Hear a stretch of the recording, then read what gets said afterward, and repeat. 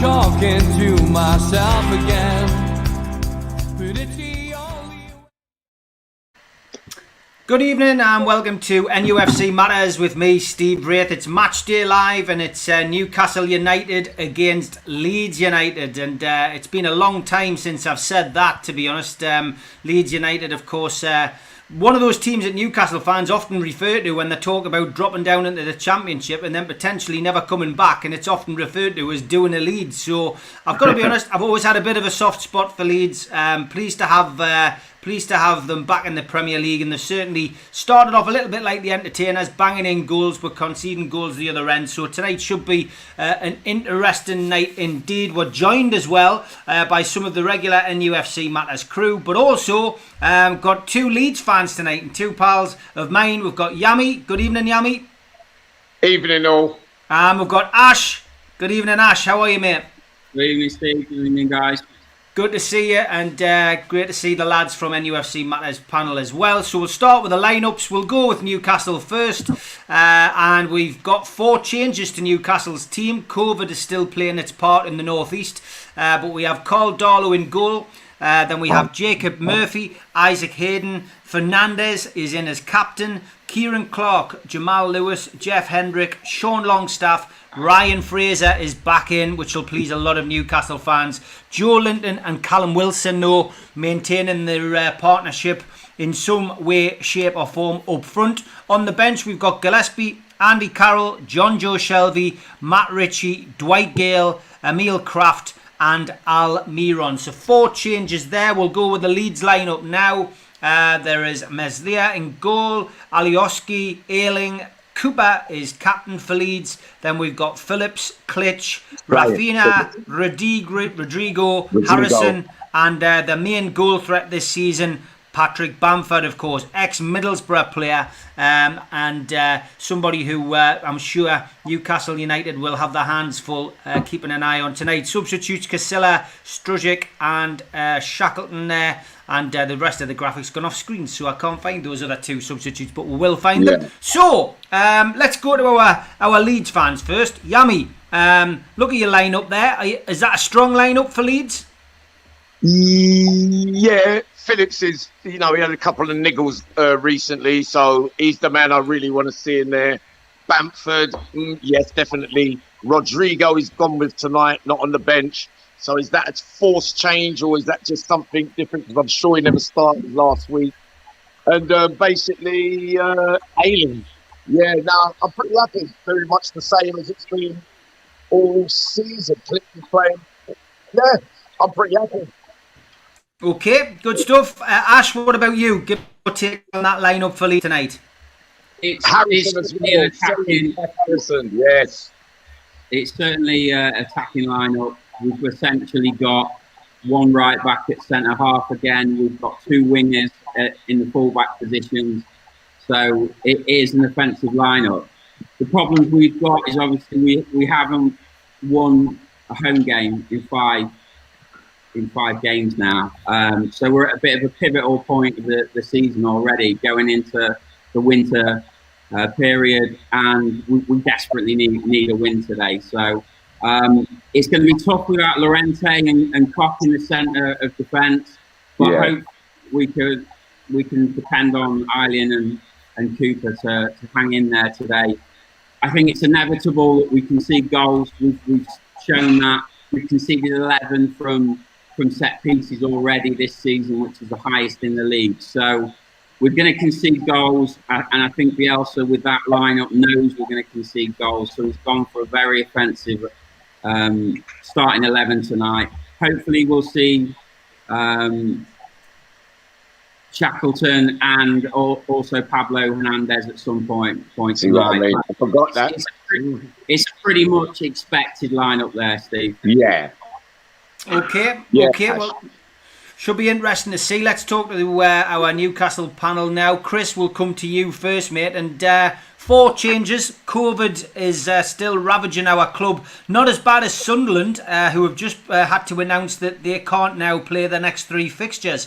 With nine players now actually taken bad with COVID. So they've now all got to self-isolate for 10 days, I think. So Sunderland's next 3 fixtures are off because they've hit the quota of games which, can't be played. So, yeah, Newcastle haven't reached those limits, thank goodness. But some changes there. What do you make of that starting lineup, Chris?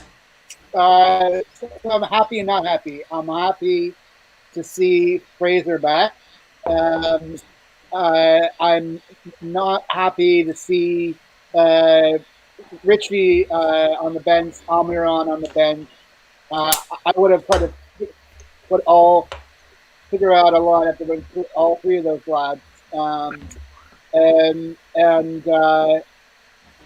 I don't know whether you guys, whether the COVID people are known or not. No, Matty Longstaff on the bench. Like to see him get a run this year. He hasn't had really any chance when he's been healthy, if he's been healthy. So yeah, I mean it's a strong lineup. We want to hopefully see continued improvement from Joe Linton, but I'm really a fan of Richie, and I think Almiron deserves to be out there. So hopefully those lads have some chance to play today. Otherwise, wasting them on the bench. Okay, yeah, Matty Longstaff conspicuous by his absence again, which will have some fans scratching their head, especially with him on the bench. But it could be down to COVID, of course. We'll not know. Al Walid, good evening, mate. Hope everything's okay with you in Saudi. Give us your take on that starting 11 for Newcastle United. Yeah. Good evening, all. I can see that we're back to 3-4-2-1.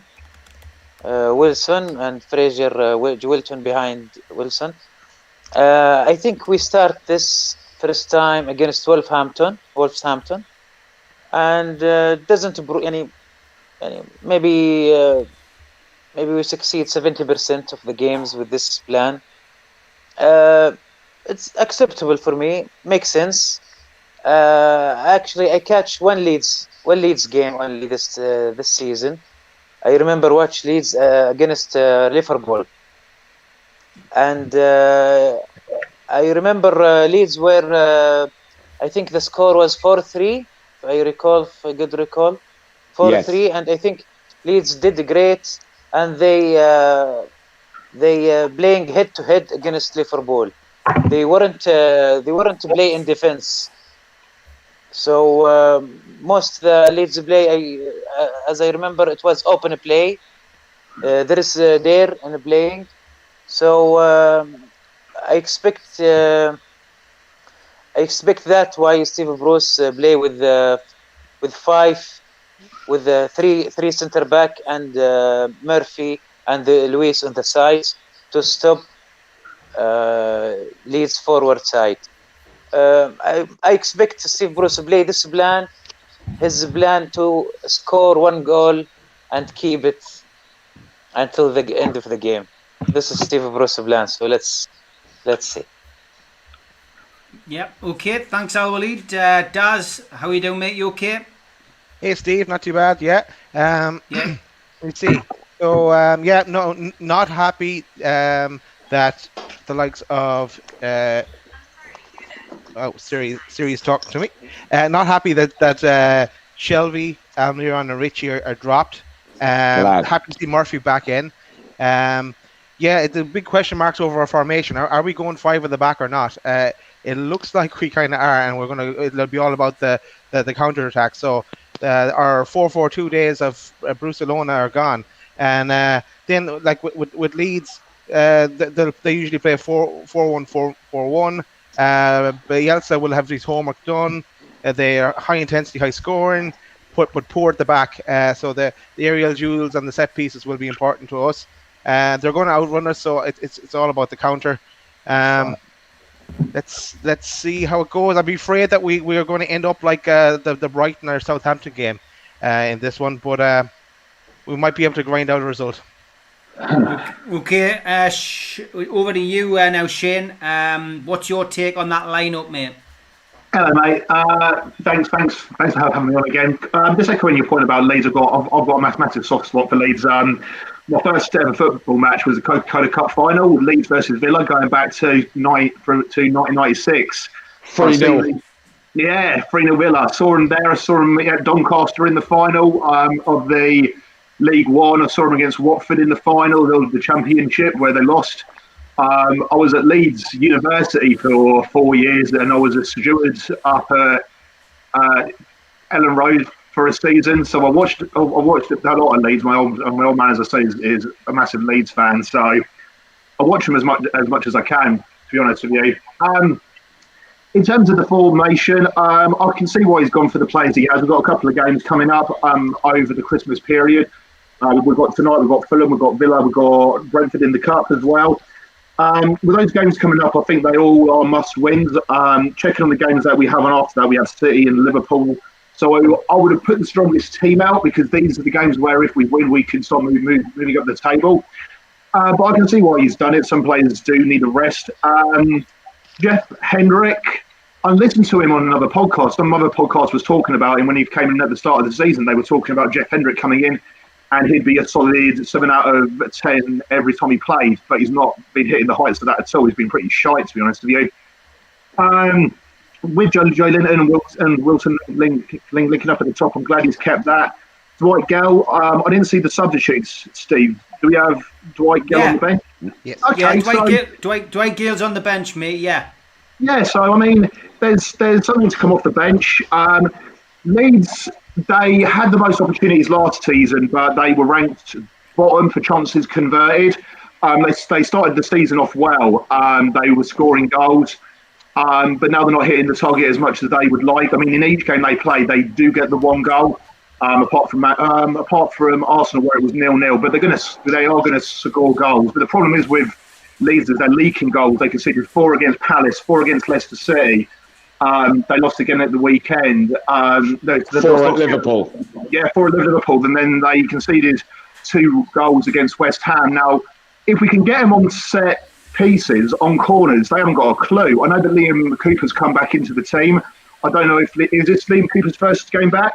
I think it is, isn't it? Yeah, I think so, yeah. Yeah, so I think they're an entirely different beast when Liam Cooper's in the team. When Liam Cooper's there, he is like a rock. So it's going to be harder to get past them today. I do think Leeds are going to score first. They come out very, very quickly against Chelsea. They scored first. Against West Ham, they scored first. So they're going to score. Whether we can counter-attack them is going to be a different question. So I don't think Bruce has come up against somebody as tactically minded as Chelsea yet. And I think if we get this wrong, it's going to go horrifically wrong. So I'm because of Leeds' form, I've got a lot of Leeds fans that so we probably can miss it here. If we could take a draw away at Ellen Road, I would take it now. If I fight to go for a 1-0, I'll be more than happy with that with the starting 11. So yeah, I'm going for a 1-0. I know that you haven't done the score predictions yet, but 1-0. We've got Gal, we've got Richie to come on. That's what I mean. We've got Amaron to come on as well. So with both coming off the bench, I think if we are struggling in the first half, we do have changes there. We do like to hold it back a little bit and then press in the last 15 minutes. I know that they just sat actually. Now, apart from Leicester City, Newcastle are joint tops of the most scored goals in the last 10 minutes. So we can score if it's 1-0 down, so there is hope there. I'm slightly confident that will be a 1-0. I think we can walk away with something. Yeah, okay, good stuff. Yami, come back to you, mate. Obviously Leeds back in the Premier League, and first season it's sometimes a struggle, but we saw last season Sheffield United came in and they were the surprise package. Leeds seem to be the same. I mean, they've had some tough games at the start of the season, but they banged some goals in, and Bamford seems to be finally discovering the form that I think everybody knew he had, but he just seemed to struggle at this level. Championship level he seemed to be great, but for some reason Bielsa seems to be getting the best out of him. So just a little bit about Leeds, as Leeds in the Premier League again. You must be happy. And tell us a little bit about your talismanic manager. Yeah, obviously he's well respected all around the world. If you get Pep Guardiola and Jose Mourinho telling you no, he's the master, you have to ask yourself why they looked at him as the teacher, because you look at his methods and the way he does it, it's high intensity. I'll be honest, Steve, I'm actually over the moon. I'm scared of Dwight Gale. Amaran as well frightens me. Sorry to go off the subject. And I'm scared of Callum Wilson as well. So I think he's doing there. But the change into the Premiership, I knew that we'd be scoring goals, Steve. Sheffield United didn't have our attacking ability last season. They were strong at the back and they got a lot of good results. They've fallen flat this season.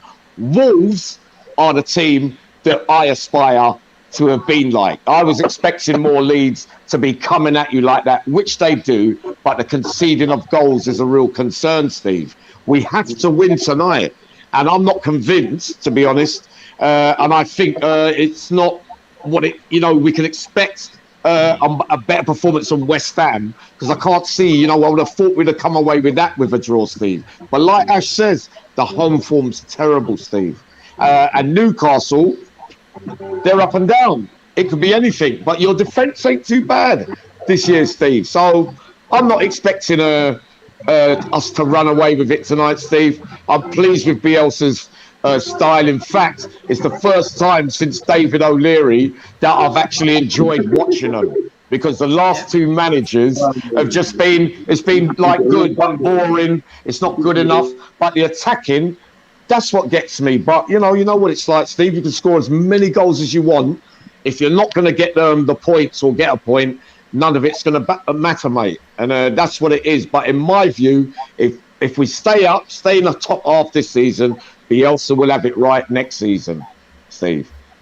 Okay, good stuff. I see we've been joined by Quincy. You did say you might have a surprise guest for us, Yami. We've now got it. Now you're on.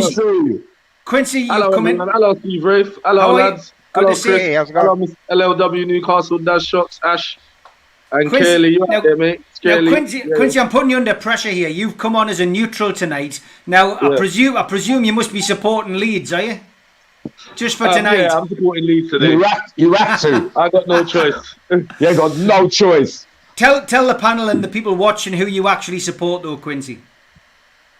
Do you already know, Steve? This sounds like this is a separate question. I know, but the rest of the panel don't. Arsenal, yeah. Now, where are Arsenal in the table compared to Newcastle? I don't know where Newcastle is, but I know we're 15th. We're above you, yeah. Like most of the Premier League at the minute. Mad for Arsenal. Yeah, I mean, quickly before we get on to Ash, just about Leeds, why is it going wrong for Arteta, and will he get it right? You know what? You could put it down to he ain't had enough time, he ain't had enough windows, and he's got a lot of rubbish players. But there's worse teams with worse players than us doing better than us. Yeah. So I can't put it down to that. Do you know what I mean? So in my mind, I don't think he's the man for the job right now. We've been in crisis for the last how many years? Someone who ain't really had that much experience ain't going to get us out of that situation. We need a top manager. You know what I mean? Otherwise, we're just going to keep going backwards. Yeah. I wouldn't mind Benitez, actually. Rafael Benitez. Yeah, he's coming back to Newcastle when the takeover goes through.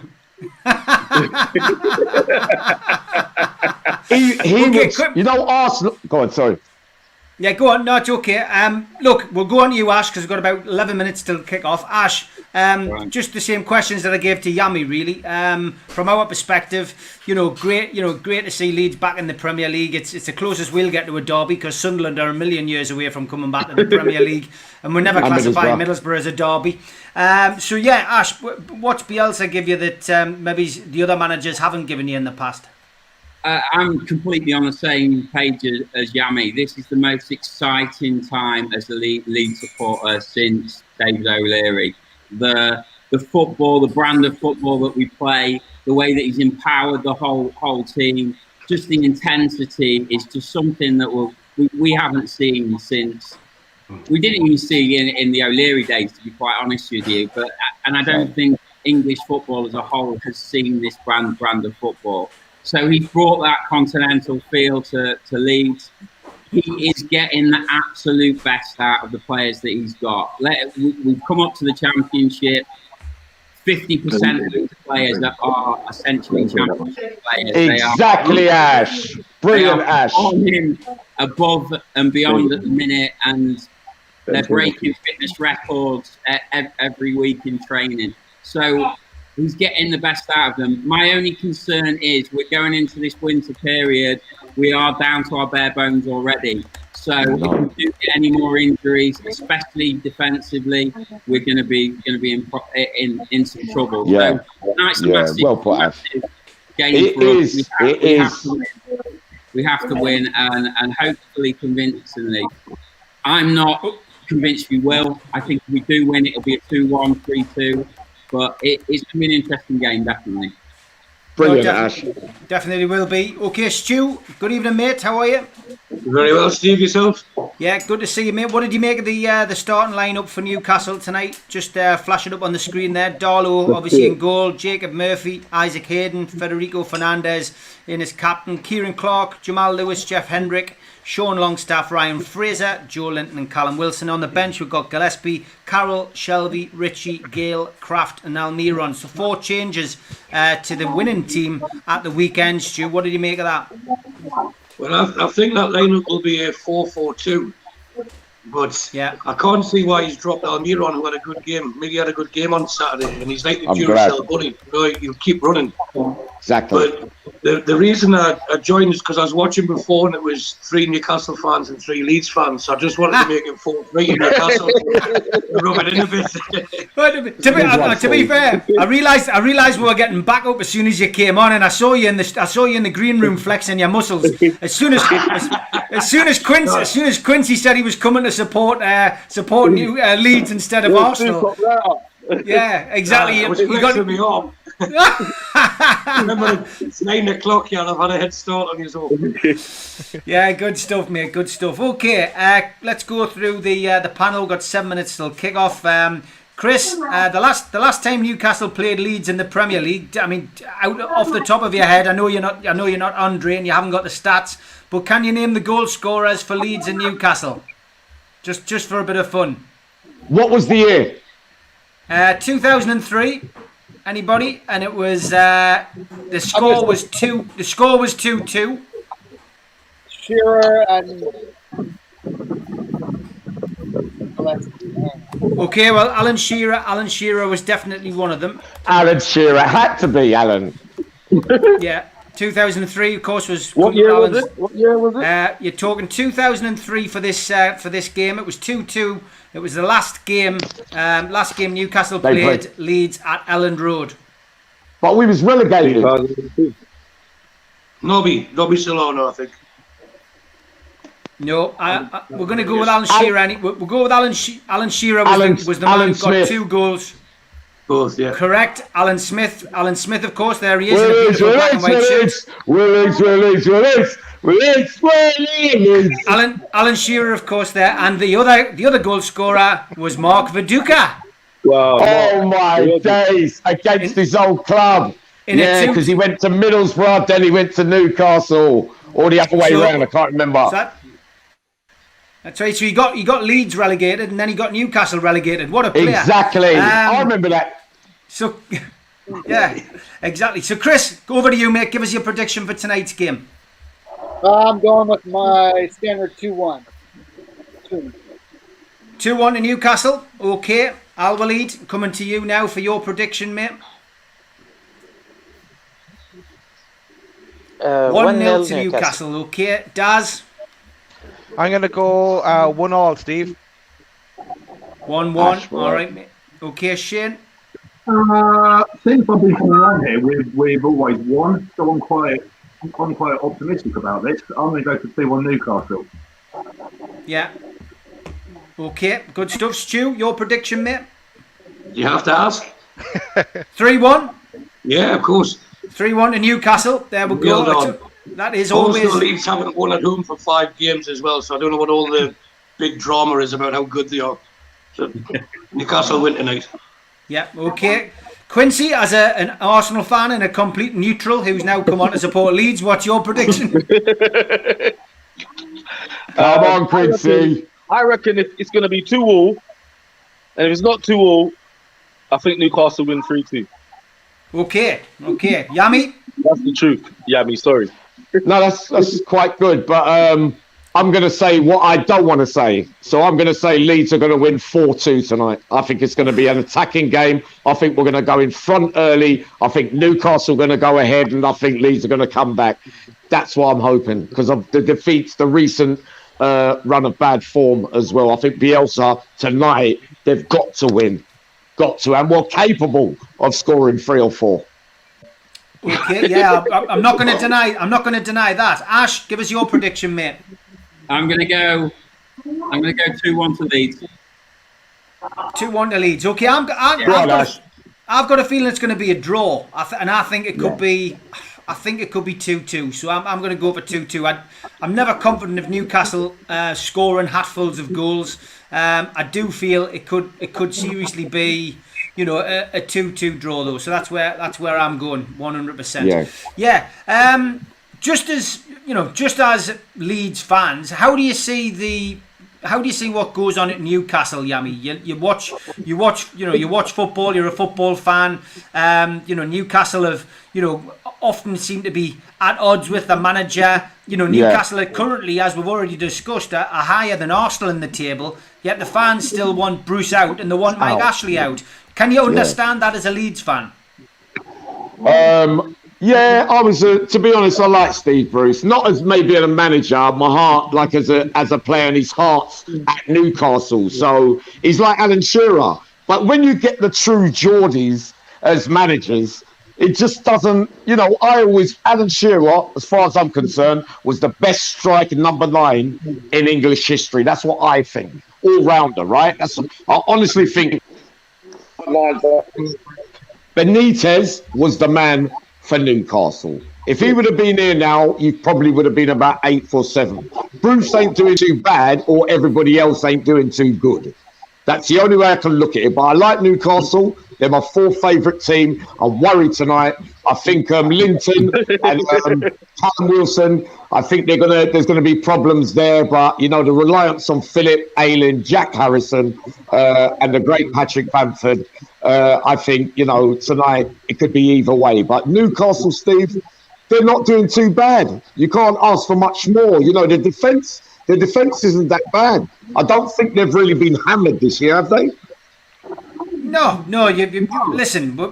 I can understand why other fans would think that we just complain about things for no reason. But it's interesting to hear your thoughts. Ash, your take on what goes on at Newcastle. Do you think Newcastle are just do you think we're a team of moaners? Do you think we just moan about the situation? We should be happy with what we've got. We are where we are, and we should be delighted with Steve Bruce. Les Ferdinand has just been on Amazon as part of the Amazon Prime coverage tonight. Saying exactly that he backs Steve Bruce. Steve's doing a good enough job, etc. And as Newcastle fans, that gets in our wick a little bit hearing people say that kind of thing. Yes. I mean, in terms of the whole ownership, we can certainly sympathise with you because we've had no end of problems with erratic owners over the last 10 years. So from that standpoint, yes, you need an owner that is invested in the club. Since Radazzini's come into Leeds, he's done so much outreach in the community that he's really built a bond with the team, with the community, with the fans in general. So we can see there's a massive gulf between Mike Ashley and the Newcastle supporters at the minute. So yeah, there's massive sympathy on that from that standpoint. In terms of Steve Bruce, I think he's an old school manager. You definitely need someone that appeals to the fan base in the same ilk as Keegan, in the same ilk as Bobby Robson, bringing back those flair days. So I can see why it's frustrating for Newcastle fans, definitely. Steve, I'll jump out again. I'll come back at the end of the game once we've won. And I'll be 2 minutes behind. No worries, mate. Take care. Cheers, Stu. Newcastle then take the pitch at Ellen Road, and Newcastle wearing their horrendous purple strip. It looks great if you're on a trip, I suppose, but it's not something I would want to wear. Yeah, I know you've got it on, Daz. I can see it. I'm still not convinced by that strip, mate. I'm an old-fashioned traditionalist. Newcastle should have a black and white home shirt, and they should have a grey away shirt with black and white on it. That's what they should have. I cannot stand all of these modern strips. Absolutely awful. Leeds, of course, wearing their traditional white as they take the pitch. And it's such a pity that this is the kind of thing. These are the kind of games that you want to be at as a fan. Leeds United would have been our closest away trip this season. We would have had about 2,500, 3,000 tickets. It would have been a good half day off for everybody, and we would have all been away down there, full of cans, full of lager, and having a right laugh. So unfortunately, we've now got to sit at home and watch these games. But yeah, the teams are on the pitch. Daz, I presume with you watching television, are you slightly ahead, or are the teams lining up? I'm on 1 minute 35 of the game. I'm on 120. Oh, you're Moses. Okay, good stuff. Well, listen. I want to. Quincy, you right there, mate? Yes, my old son.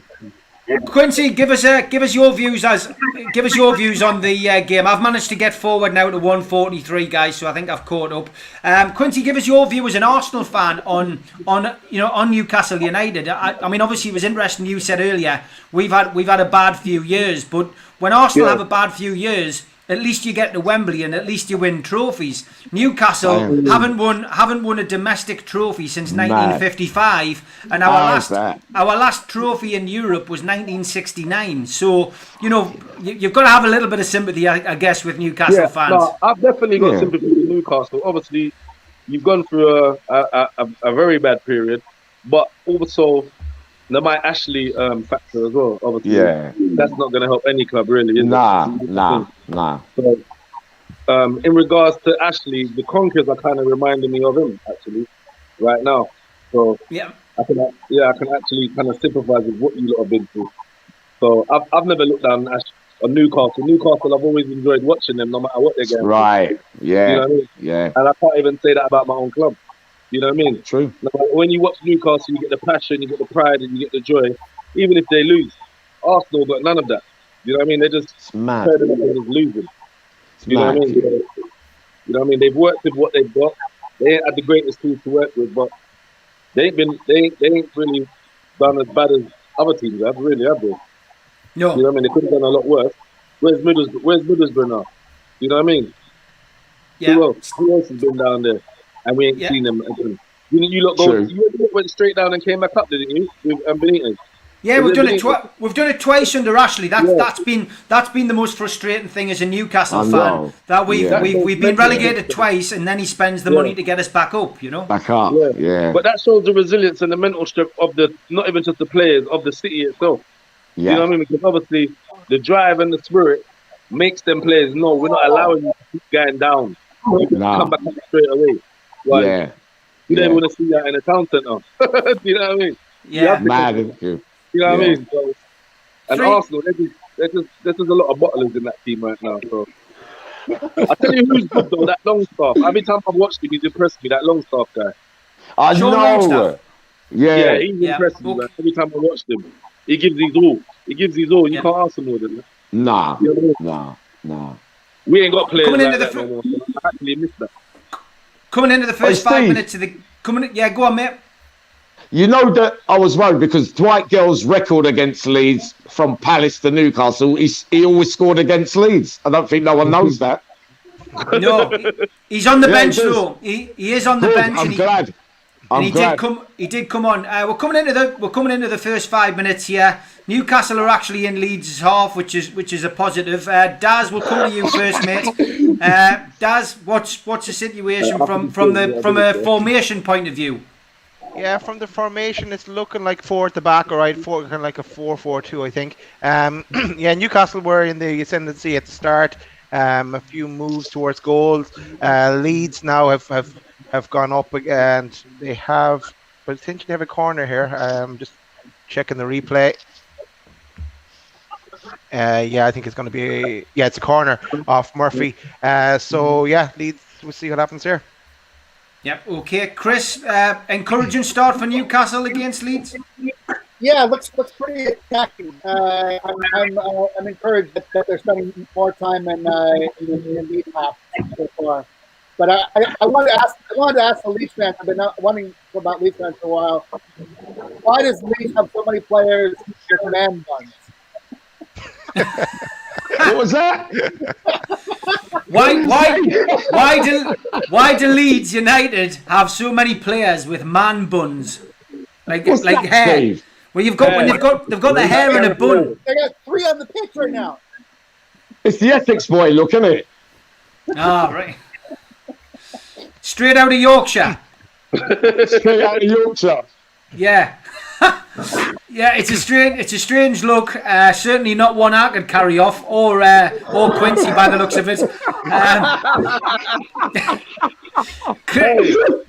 I'm not saying you're follically challenged. Don't make me laugh, Steve. You're killing us. So Chris, Steve, no, I didn't even know I was on this program today, Steve. I told you. You said it was. I got into WhatsApp, saw a link, pushed the link, and then you lot are just there. It's typical. Uncle Yummy, mate. Typical Yummy saying, "Come on for a private chat," and now you're going out to all of these mad Newcastle fans. Great experience. Good stuff. Rich, welcome. Great experience. Welcome, Rich. Good to see you, mate. Give us your prediction, Rich, for tonight's game. I mean, it's still 0-0 as the cameras at my end focus on Bielsa sitting on his bucket like Ua Wooly. But yeah, give us your prediction for tonight's game. I think it'll be a goal either side. Either way, I think probably 2-1 Newcastle, hopefully. 2-1 to Newcastle. Okay, thanks, mate. Give us your impression, Ash, of the first 6 or 7 minutes then between Leeds and Newcastle. It's still 0-0. I would love to give you a really definitive report, but I've literally just got the stream working this minute. And no doubt, I'm about 2 minutes behind as well. So I've got 5 minutes 54 on the clock. Yeah, way behind. 2 minutes behind. What is everybody watching it on? What is everybody watching it on? Amazon Prime. I wish you would have told me that. I didn't even know that, Steve. I wish I would know that. I should have known that, man. Amazon Prime, you can go on and take out like the 30-day trial, which is I think. Yeah, I've got Amazon Prime. I'm going there now. Which has been great. It looks. Playing FIFA. Yeah, you'll be able to see. You'll be able to see it on there. Yeah. Is it quicker getting the Amazon Prime through the Sky though? Because that's what I've tried tonight, and I'm on just over 8 minutes. Oh yeah, all right. I don't know. I'm up to 8 minutes and 10, so I managed to catch up. And I've just managed to refresh it anyway. Yeah, but it's look, it's quite an open game. I think that's what we all expected by the sounds of some of the score predictions. But yeah, Leeds coming into it now, woken up a little bit and are pressing Newcastle. But it's I think it's even. It's a fairly even game to start with. It's all about work rate and that as Leeds are on the attack again. Long hopeful ball played in, but it's right over the top of Bamford and goes out for a goal kick. So Newcastle 0, Leeds 0, and all to play for at this minute. Andy Gibson says he's not really impressed by Lewis so far all season. Shane, I mean we're talking about Jamal Lewis, of course, and he seems to be coming in for a bit of criticism, and it's a thing that football supporters tend to do. There's always a scapegoat. He's a young lad. He's been in a Norwich team and played in the Premier League. He got relegated with Norwich, but he's learning his trade still, and it's sometimes difficult to come into a new club and a new team. We've seen it with other players. But what's your take on Lewis? Yeah, absolutely. I think he hasn't had much help from Saint-Maximin. I know Saint-Maximin, he loves going forward. He doesn't like coming back, and I think that sometimes left Jamal Lewis exposed at times. He's very, very young. He's still learning his trade. I know there was talk about Jetro Williams coming back into the squad as well. I know he's at Eintracht Frankfurt and his contract's at the end of the season. No, the way I saw this going, really. Oh, hello, there's a chance. Wait, there's a second chance. Good save by Darlow. First shot of the game. You're out. No, it's not going to come to much, is it? No, they're just pinging it about the penalty box. No, Phillips has picked it up and just playing around with it. No, I think with his age, he does need a little bit of time. The same with Joe Linton, really. When Joe Linton first came into the team, he was never a number 9 striker. And he needed someone to learn his trade off. I think Callum Wilson will help him do that. And I think if we get someone like Jethro Williams in, he can learn off him. He can use him as like a guide.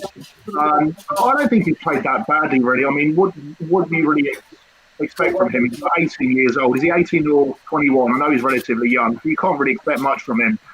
I saw some of the tweets actually after the game on Saturday on Twitter, and they were absolutely hounding him. I'm like, for fuck's sake, lad, just hold on a minute. He's still young, and I find this so silly when you got supporters of your club just going on Twitter, hounding out one of your own players. I'm like, that's not going to help him at all.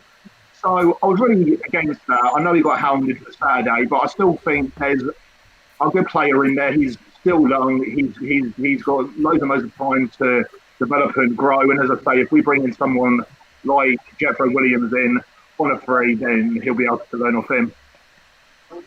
Yeah, good stuff. Oi, Steve, is that the only shot on target so far? Yeah, I mean, look. Yeah, it's not. Pretty much. At the moment, Newcastle are on the ropes a little bit. Leeds are really having a pop, and unfortunately for the Leeds fans, they've hit a shot which is probably more akin to rugby. It looked like it cleared the stand. Don't worry, I'm getting you, Steve. I think it was 6 points to Wigan, Yami. That's what this. I think that's the phrase they used down your way. 6 points to Wigan. It was it cleared the stand. Who took the shot? Rafinha. Rodrigo. The Rodrigo. He didn't. That reminded me. He looks okay. He hasn't. When you first come on the pitch, Jamie. Yeah. Say that again, Q. You know them shots that you used to take when you first came on the pitch? Tell Steve about my 5-minute hat trick, Quincy. After that, he was finished. He ran out of breath. Good stuff. Oh, it'd be low. Over to you, Chris. How do you think Newcastle have shaped up? They've come under a little bit of pressure, Chris, in this last couple of minutes from Leeds. Leeds obviously playing at home. This is what we'd expect. 68% possession for Leeds, 32% possession for Newcastle. Nothing unusual, though. Yeah, you know, they look since I gave them praise early on for being attacking. They've looked at his sports. But I also want to add about Lewis that he took a shot. He took a cleat for the face, you know, early in the season. So he's coming back the same. So maybe feeling some lingering effects of that, or throwing him off. You know, he's got a lot to improve on since then. Okay, Al-Walid, how do you see the game shaping up? It's quite an open game, isn't it? But Leeds certainly pressing at the moment. Yeah, Leeds have got them on the back foot right now. Is it, Q? It is. Yeah. It is like equal game.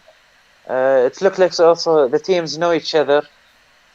No surprises. Everyone, I think, study the other team very well. Yeah. Maybe I think this is the game we will gonna see a late goal. Very late goal. Okay, no problem. You see a late goal coming in this, yeah. I mean, tomorrow. The prediction, yeah. Everybody thought there was going to be plenty of goals in this game, and I think I get that feeling that's still going to be the case. The first goal's yet to come, of course. Still Leeds 0, Newcastle 0. Daz, how have you taken in the first 15 minutes or so? Yeah, Newcastle started really well, but now it seems to be all Leeds. Newcastle are soaking up the pressure, but it's going to be a pattern like this, I think, through the match, with Newcastle then try and hit on the counter. And just back on the comment about Lewis as well. Yeah, no, okay, he didn't have a great game the last day, but he's still young, and this time for him to improve. So we're definitely not writing him off, that's for sure. But and it would be good to kind of to switch him out with Richie now and again as well. Just give him a break, because he's been playing a string of games together.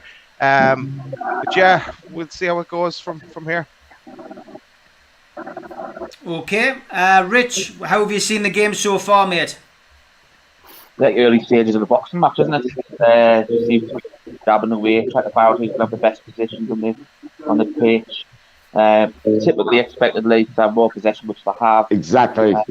But hopefully it could be like, as I said, it could be a tight little fight between the midfield. Who leads on the attack now, just outside our box, coming out to the left. I think the longer it goes on, the Leeds will get more and more frustrated. And they've just had one. Oh! Ooh! Yeah, we just had another cross there, which evaded somebody coming in. Rodriguez again, was it, at the post?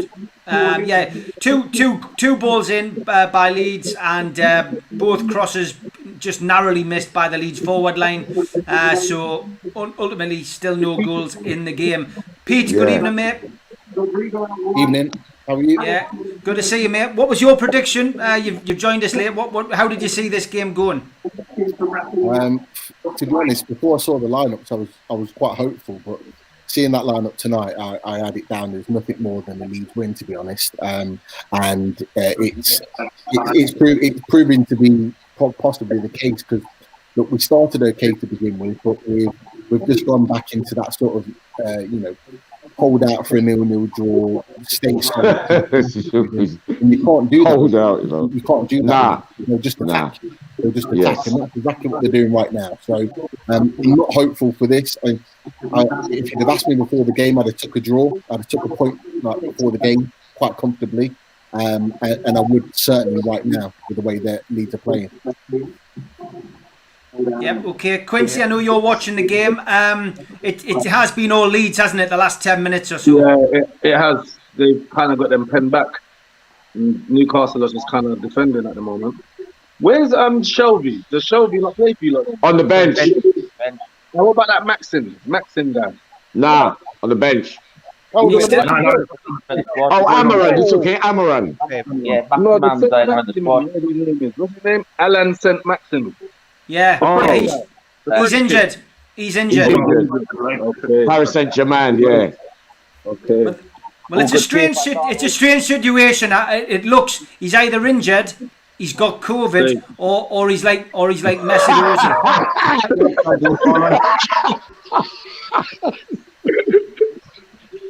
Good save that by the Newcastle keeper.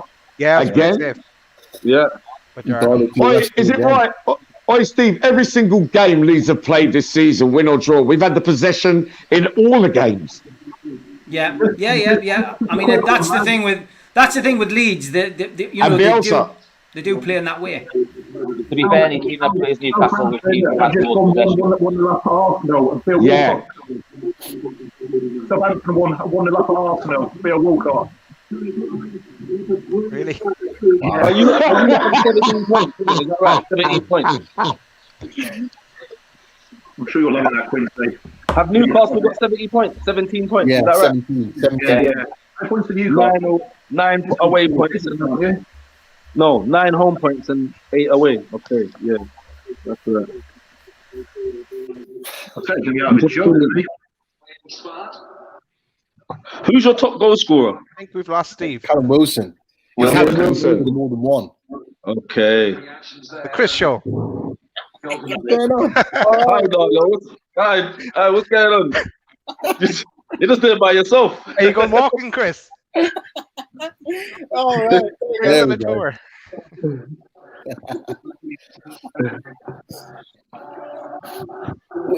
We've barely been out of our half. We've barely been out of our half in the last 10 minutes. We need to take control here. Is Ryan Fraser on the pitch? Yeah. He's been booked. He's been booked. Oh, yeah. Come on, make this work. It's shaping up like Darlow's going to get man of the match the way it's going so far. Is it? Oh, it's Callum. You must be miles ahead of us. No support. Me, I'm watching on that one. I'm at 20 minutes. 20 minutes. Yeah, 20 minutes now. I've got to log back out and log back in again. Yami, have you not got Amazon? Yeah. I've never even heard of it, Q. Oh. I wish someone would have told me, man, but I learned from this one for the next one, Q. Yeah, but you've got a smart TV though. Amazon should be on the smart TV. But you know me, I don't even know what button to press. I thought I was going to be seeing the game with Steve and everybody. I'm back. Welcome back, Steve. Welcome to the Chris Show. Thanks, Chris. Yeah. Good to see you guys. Good to see you. My internet is having a bit of a nightmare, guys. So if I do drop out again, never mind. Good old Virgin Media cannot cope with the pressure as usual. But if I do drop out, Chris, by all means, Chris and Daz, you take over, lads. Any score? That's all I've got to ask you because obviously I've missed the action. Still 0-0, I presume. The only thing I can tell you is that Arsenal are getting beat, but there's no news in that. Are Arsenal at home? You saw? Yeah, Arsenal at home. Yeah. Oh no, that's the end. That's the end, mate. Don't tell me that. No, it is Q. Honestly, no joking. That's the end tonight, mate. I'll keep them on. Yeah, but it's winding me up. No, Newcastle. No, definitely not winding you up. It's Arsenal 0, Southampton 1. Southampton are doing really well. No. Q, man. Rafinha. Yeah, 21 minutes gone at Arsenal. Wow. Wait, 1 second, lads. This is just constant pressure. This is just constant pressure. Really are losing. It's literally a case of we're just waiting for them to score. Hey, Steve, I'm in the commentary box at Newcastle versus Leeds. I'm at the Newcastle Leeds game. Remember, I go in the commentating around the football grounds as well for the voice and all that. As soon as the game's finished, with Steve Rafe, I'm down there just doing my first commentary thing. So as soon as it's finished, Steve, I'm going to call you, all right, boy? Love me, old son.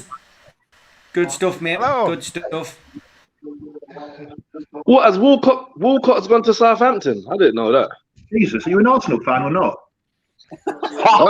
You don't know what's going on.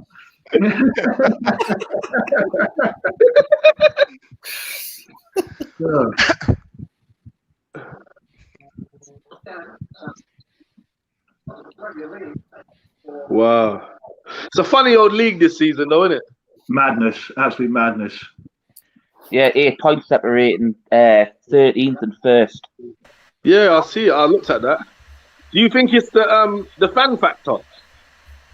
Yeah. I don't think there's a home advantage anymore. The home advantage. Fans have opened it up to anybody. Anybody can win on any day against any team. Yeah. I'll tell you what, one of those League and Cup finals, technically, really, would have been difficult. I thought when West Brom scored on Saturday, if the fans were in there, it would have turned toxic, and we probably would have lost that because there's no fans going on it. True. Yeah, but the West Brom game looks as though it's now a good result after last night. Yeah, definitely. Yeah. I felt quite harsh for Southampton getting sacked and bringing in Sam Allardyce. No one wants that, do they? I mean, fat Sam, God almighty. Do you think this COVID thing has proved that fans are more important than how these clubs perceive us to be? Sure. It depends. If it's a toxic mentality, I think some clubs prefer it without fans. Yeah, true. I think as a Newcastle fan, when Newcastle are playing very, very badly, having 52,000 there each week is difficult, and some of these players that we have just can't handle it. If they had fans, Bruce would have been out by now. I would say. Oh, for sure, he would have got hounded. People are coming slap him up with their season tickets. That means Arteta's got no excuse then, isn't it? We're basing it on that, though, isn't it? Arteta would have been out by now, but I think he's got leniency just because of who he is, come under Pep. Yeah. But I think it's Arsenal's worst start since 1976 or something. Yeah, that's exactly right. Good effort by Fraser there.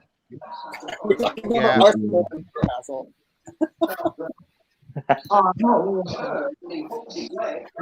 Newcastle are getting a few more attacks now. Yeah, it looks like we're growing in the game for a change. Yeah, which is nice. Looking all right. Go on. Yes! Yes! You're way behind. Wow. Goal. Yes, I've given it. Yeah, man. Hendricks. You must be upset, Yami. Where are you? Get in there. Where's Yami disappeared. Daz, I didn't think we were going to allow it for some reason. Where's Yami be? Didn't celebrate. Lewis with the cross in, or with the dink. Then Fraser on the wing brings it to the byline, crosses it. Yeah, he's onside. He's onside. Wilson and then on to Hendrick. Oh, there you go. Look. Daz, I didn't think they were going to give the goal. He didn't celebrate. This Bruce ball wasn't too bad after all, really. Yeah, it was weird. It was weird, Dave. Right? That's a massive goal. We've only had literally 2 or 3 minutes of attacking play, and we've nicked a goal. Look at that. Yeah, that's a good goal. It's a good goal. Just bear with me, guys. I'm still at 0-0. Sorry. Is that wow. Did that say? Yami, where you going? I can't get back in. Yeah, probably for the best. Probably for the best. I've gone down the block. I've packed my chair and gone down the block, Chief. When match watch alongs go wrong. I tell him to get me back in too. I'm stuck. I'm in handcuffs. Free Yami. Please, God, get me back in. I knew anyway. I left at the right time. Get me back in, boys. I know what happened. Someone needs to get on the chat. I'm back. I am back. And what a goal that was by Hendrick. And I did manage to see it, despite Virgin trying their best to stop us seeing it. I did see it. I might not be able to move my mouth and speak on these podcasts, but Virgin really doing absolutely great work tonight. So unfortunately, I'm going to be in and out, I think. And Yami's having similar issues as well. But yeah, Newcastle against the run of play. Score, and Steve Bruce's lucky 4-leaf clover does it again. Unbelievable, Jeff. Ash, have you caught up yet? Get me back in. I literally, the goal has just gone in. So I've seen it, so I can answer any questions you want regarding the goal. Okay, what did you make of the goal? I mean, Leeds completely dominated. Leeds dominate Nash, and then Newcastle go up the other end with Steve Bruce's lucky clover and get a goal against the run of play. That's what I'm saying, Steve. This pretty much sums up what we are like. How do I get back in? You're in, Yami. You're in. Oh, I'm in. Oh, fucking hell. No, but we can't see in the near post, and then it goes to the far post, and Alioski gets caught in a bad position.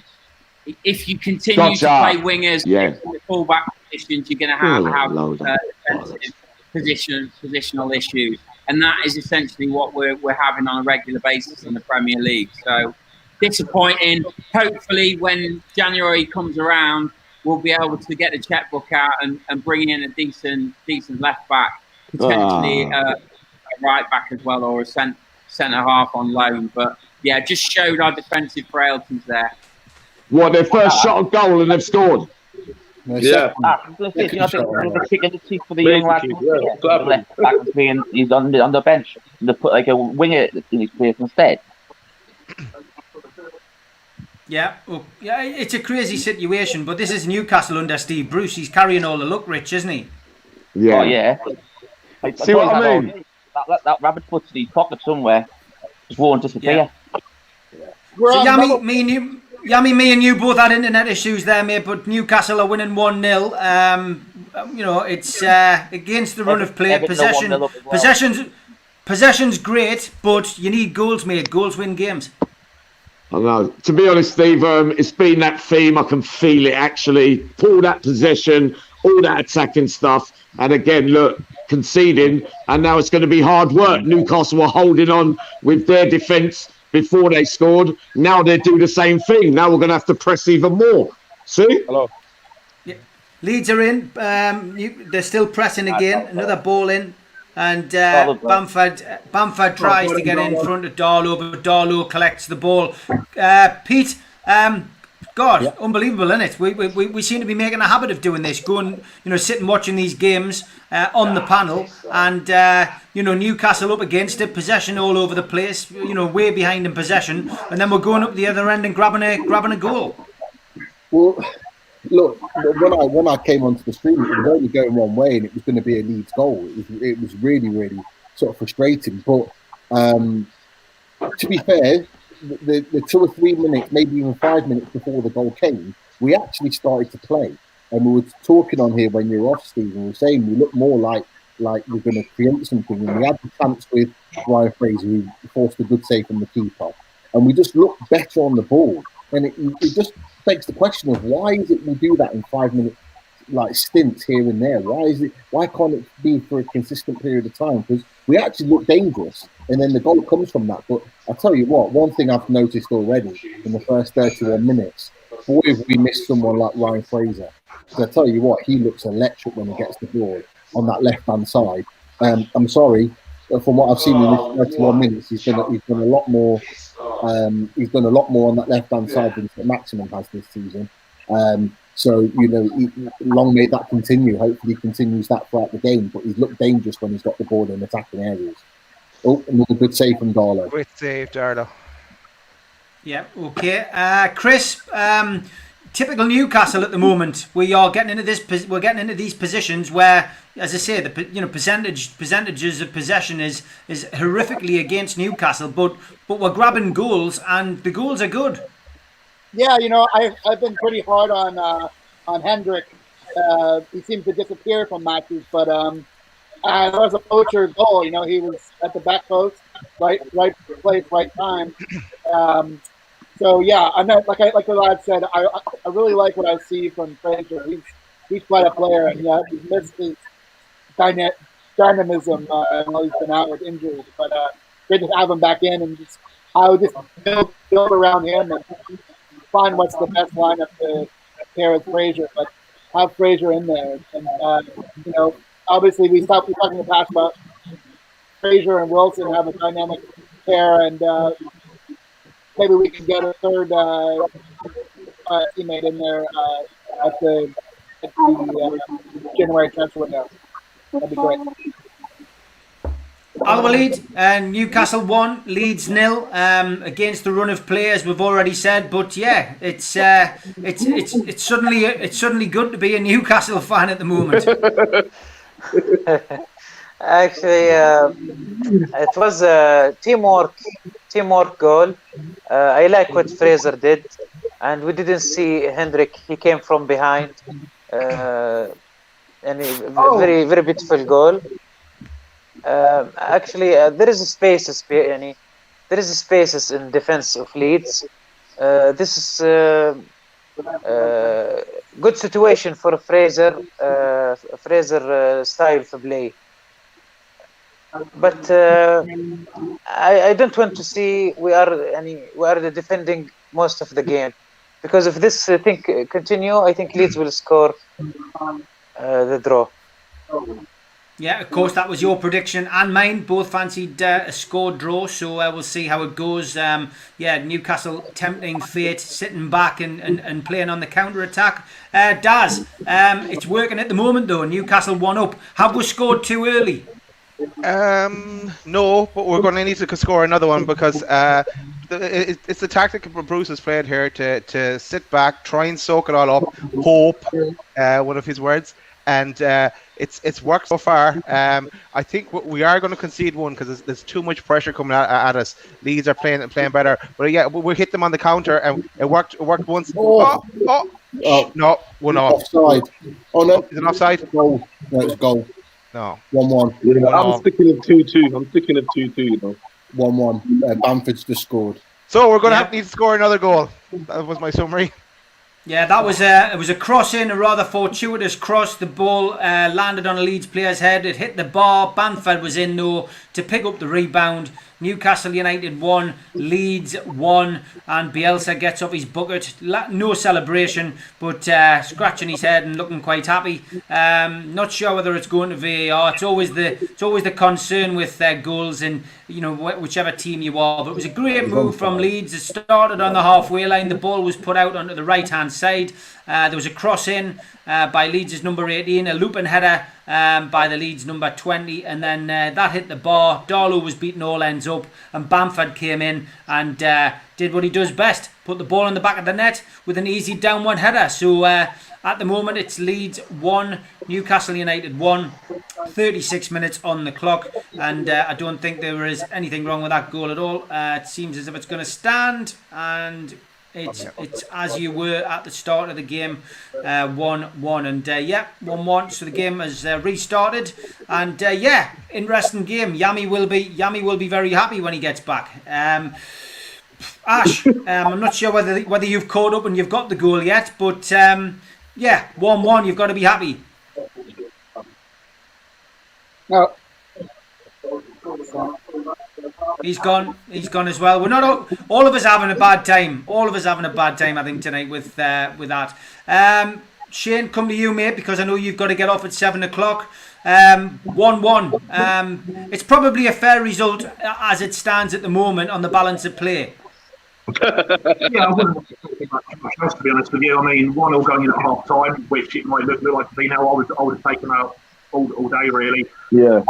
Leeds have been applying the pressure since the first minute, to be honest with you, and they've been coming at this, and it was only a matter of time until they found the back of the net.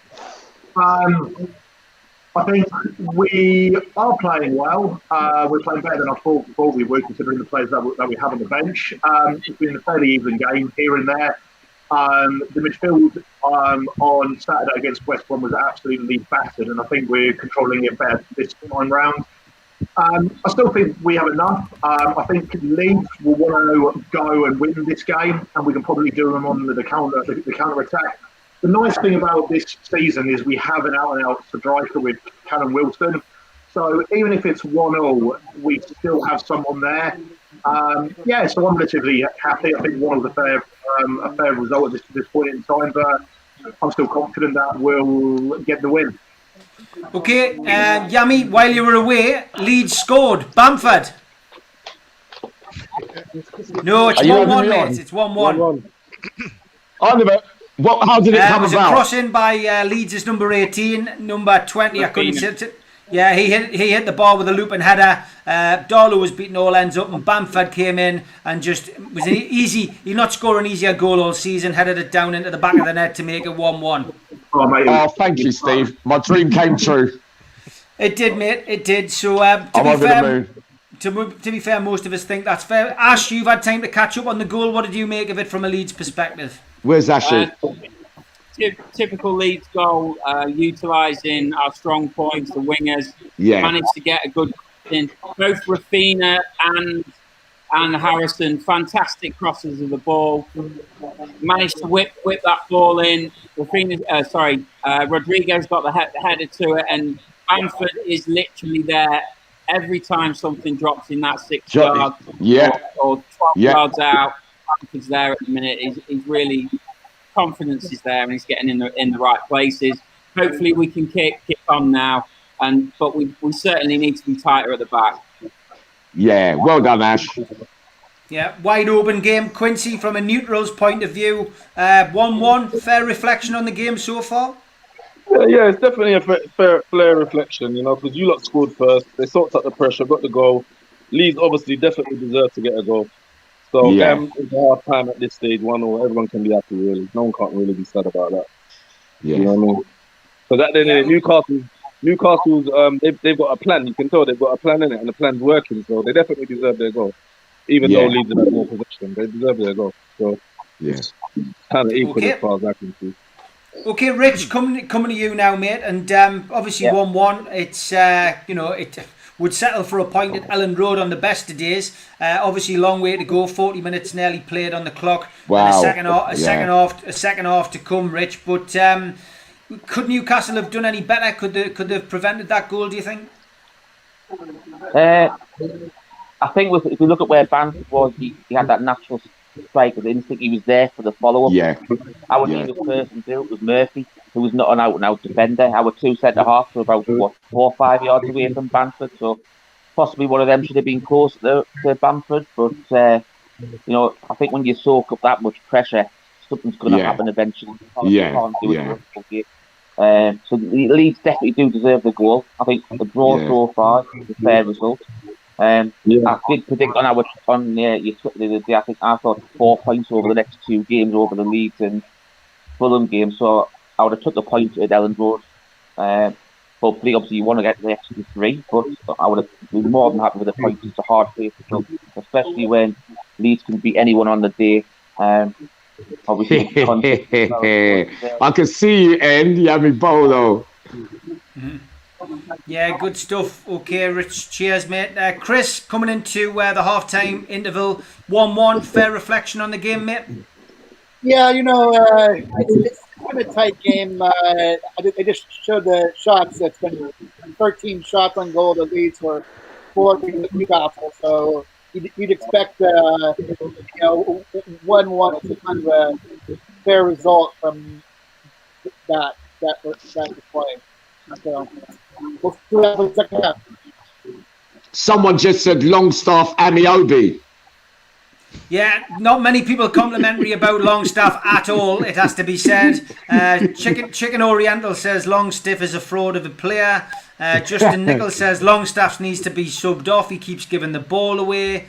He's having a bad game. Yeah, he's not having a bad game. Yeah. Al-Walid, what's your take on the scoreline so far? 1-1, Newcastle, Leeds, and I think it's probably a fair reflection on the first half. Okay, Steve. And the draw goal we see coming.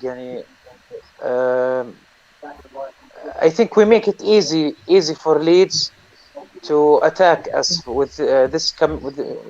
We are very going back. Most of the players. We didn't. We have Fraser. We have Jwelton very slow. I think this need El Mayron to be in the bench with Fraser, and maybe Dwight Gayle instead of Jwelton, because the Gayle he know how to position himself and forward. But maybe that's why he didn't play them. He went to make a good defense, Steve Bruce. That's why. Okay, Daz, 1-1 going into the half-time interval. Got about 2 minutes plus added time. Fair reflection on the game so far, Daz? No, I think Leeds have been the better team. We're lucky to be going in 1-1. On the goal for Leeds, I thought Darlow, if he could have got that fingertip to that, it would have just taken it off the other side of the bar. So lucky, but Bamford was in the right place at the right time. We have got a strong bench with the likes of, dare I say it, Shelby. Because we haven't tested their put any long balls or high balls in, or we haven't had the chance to test them aerially yet. So that'll be interesting in the second half if we get in at 1-1. But we have on the bench some players to switch it, so it will make it interesting. You know what it is? You see, Daz, I understand what you're saying about most possession and stuff like that. But the other day, Tottenham beat us 2-0, and we had all the possession, all the chances, and they beat us 2-0. But I still couldn't really argue or fault the way they beat us. Do you know what I mean? Yeah. They had a game plan, they executed it, and they beat us. You know what I mean? So sometimes I think the difference is there, though, mate, is they had Jose Mourinho and we've got Steve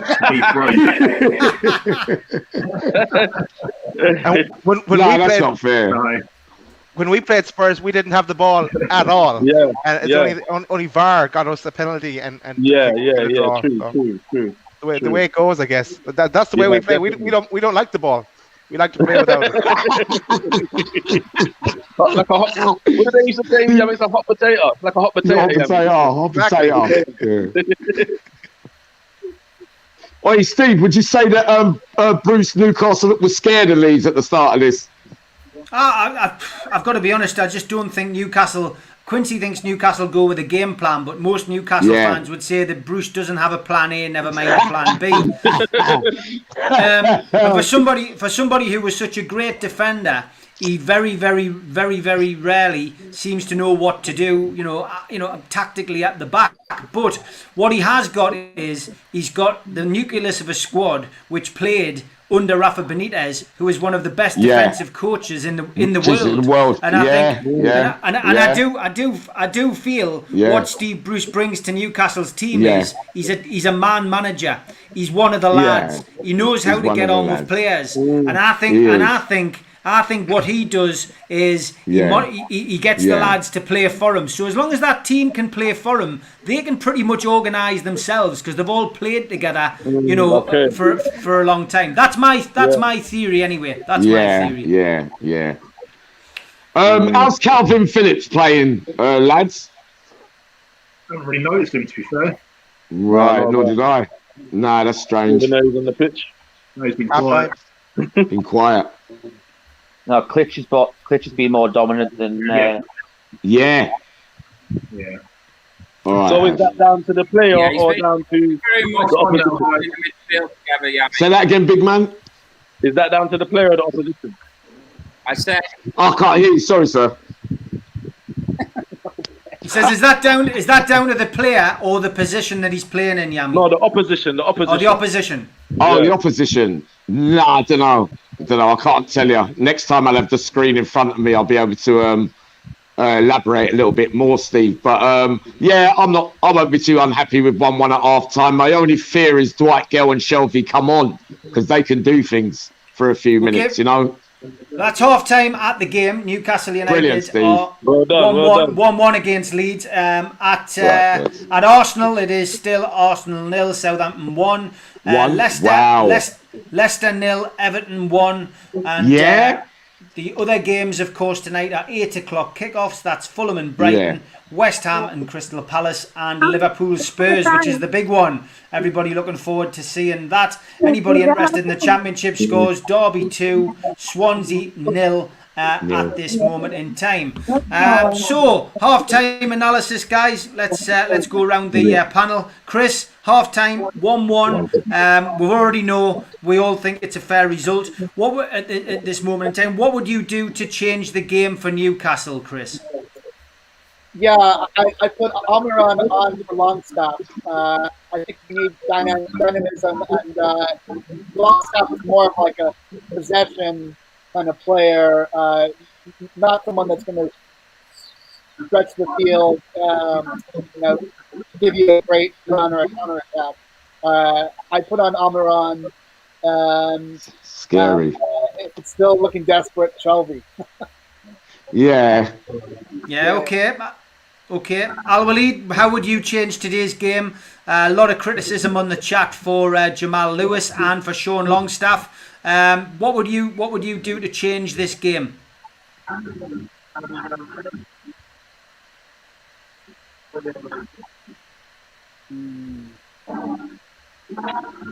I thought that was yummy. Al-Walid, you're on mute. Al-Walid, I've got a joke for you in a minute. I've got a joke. Al-Walid, you know what? No, I have. I've got a joke for the lads in a minute when he was in the Cat A's. Exactly. In the Cat A's. Watch this one. Go for it, Al-Walid. Steve. Yeah. Right, what I was going to say... Shelby instead of Sean Staff, and definitely Almiron instead of Wilton. Right, okay, good stuff. Daz, what about you? Sorry, the changes. Yeah, I was waiting for Yami's joke. I bring in Shelby. I don't know who I take off. Maybe Longstaff. I bring in Shelby. Later on, as the game goes on, I'd be bringing in Gale, and I'd keep one sub for late if we need it, and I'll get to that later on in the match if we really need it. And it's good to hear that we've got a fan of Bruce Ball, and Quincy, we can send Steve Bruce your way. Reposting. What should I tell you? What should I tell you? Go for it, Yam. Go on then. In the Cat A's, right? Yeah. Right, in the Cat A's, right? When me and Quince was in Whitemore, we used to have A versus B wing every Saturday morning, right? And for 20 games, we had a manager called Starsky Elton, right? Quincy, every day, we never won a game for the whole year. He used to come out, Quincy. He used to come. How come you ain't sacked? No, we used to say, nah, the manager's got to get sacked. Quincy used to say, nah, leave him there. And he still used to insist on playing the same side every week. I've never known a prison team as bad as that for a whole year. Quincy's kind of like Samuel Eto'o, stroke. What was the other foreign geezer's name that I used to tell you about? And they had this Croatian geezer called Vinny. Oh my days. He was just magic. So we could all play football, but this geezer could play proper football, Steve. And the manager, they used to do the same with Bruce. He stayed with it. No one dared to sack him because he was a gunman. every time you talk about these kind of stories, Yami, it makes us think of Escape to Victory. yeah, that's exactly what it's like, Steve. I'm telling you, mate. I've got some stories for you. Quincy was actually magic, boy, up there with his first touch and movement. You know, he's a swagger. But I swear, Steve, it got so bad that I used to start taking things there purposely so I wouldn't be ready for the game, that I'll be on the bench. Oh, it was terrible there in Whitemore. Long Larton's football was much better. Yeah, good stuff. There's a book in that, Yami, definitely. Ash, Ash will come to you about the half time because you're probably caught up now. 1-1, a fair result, would you say?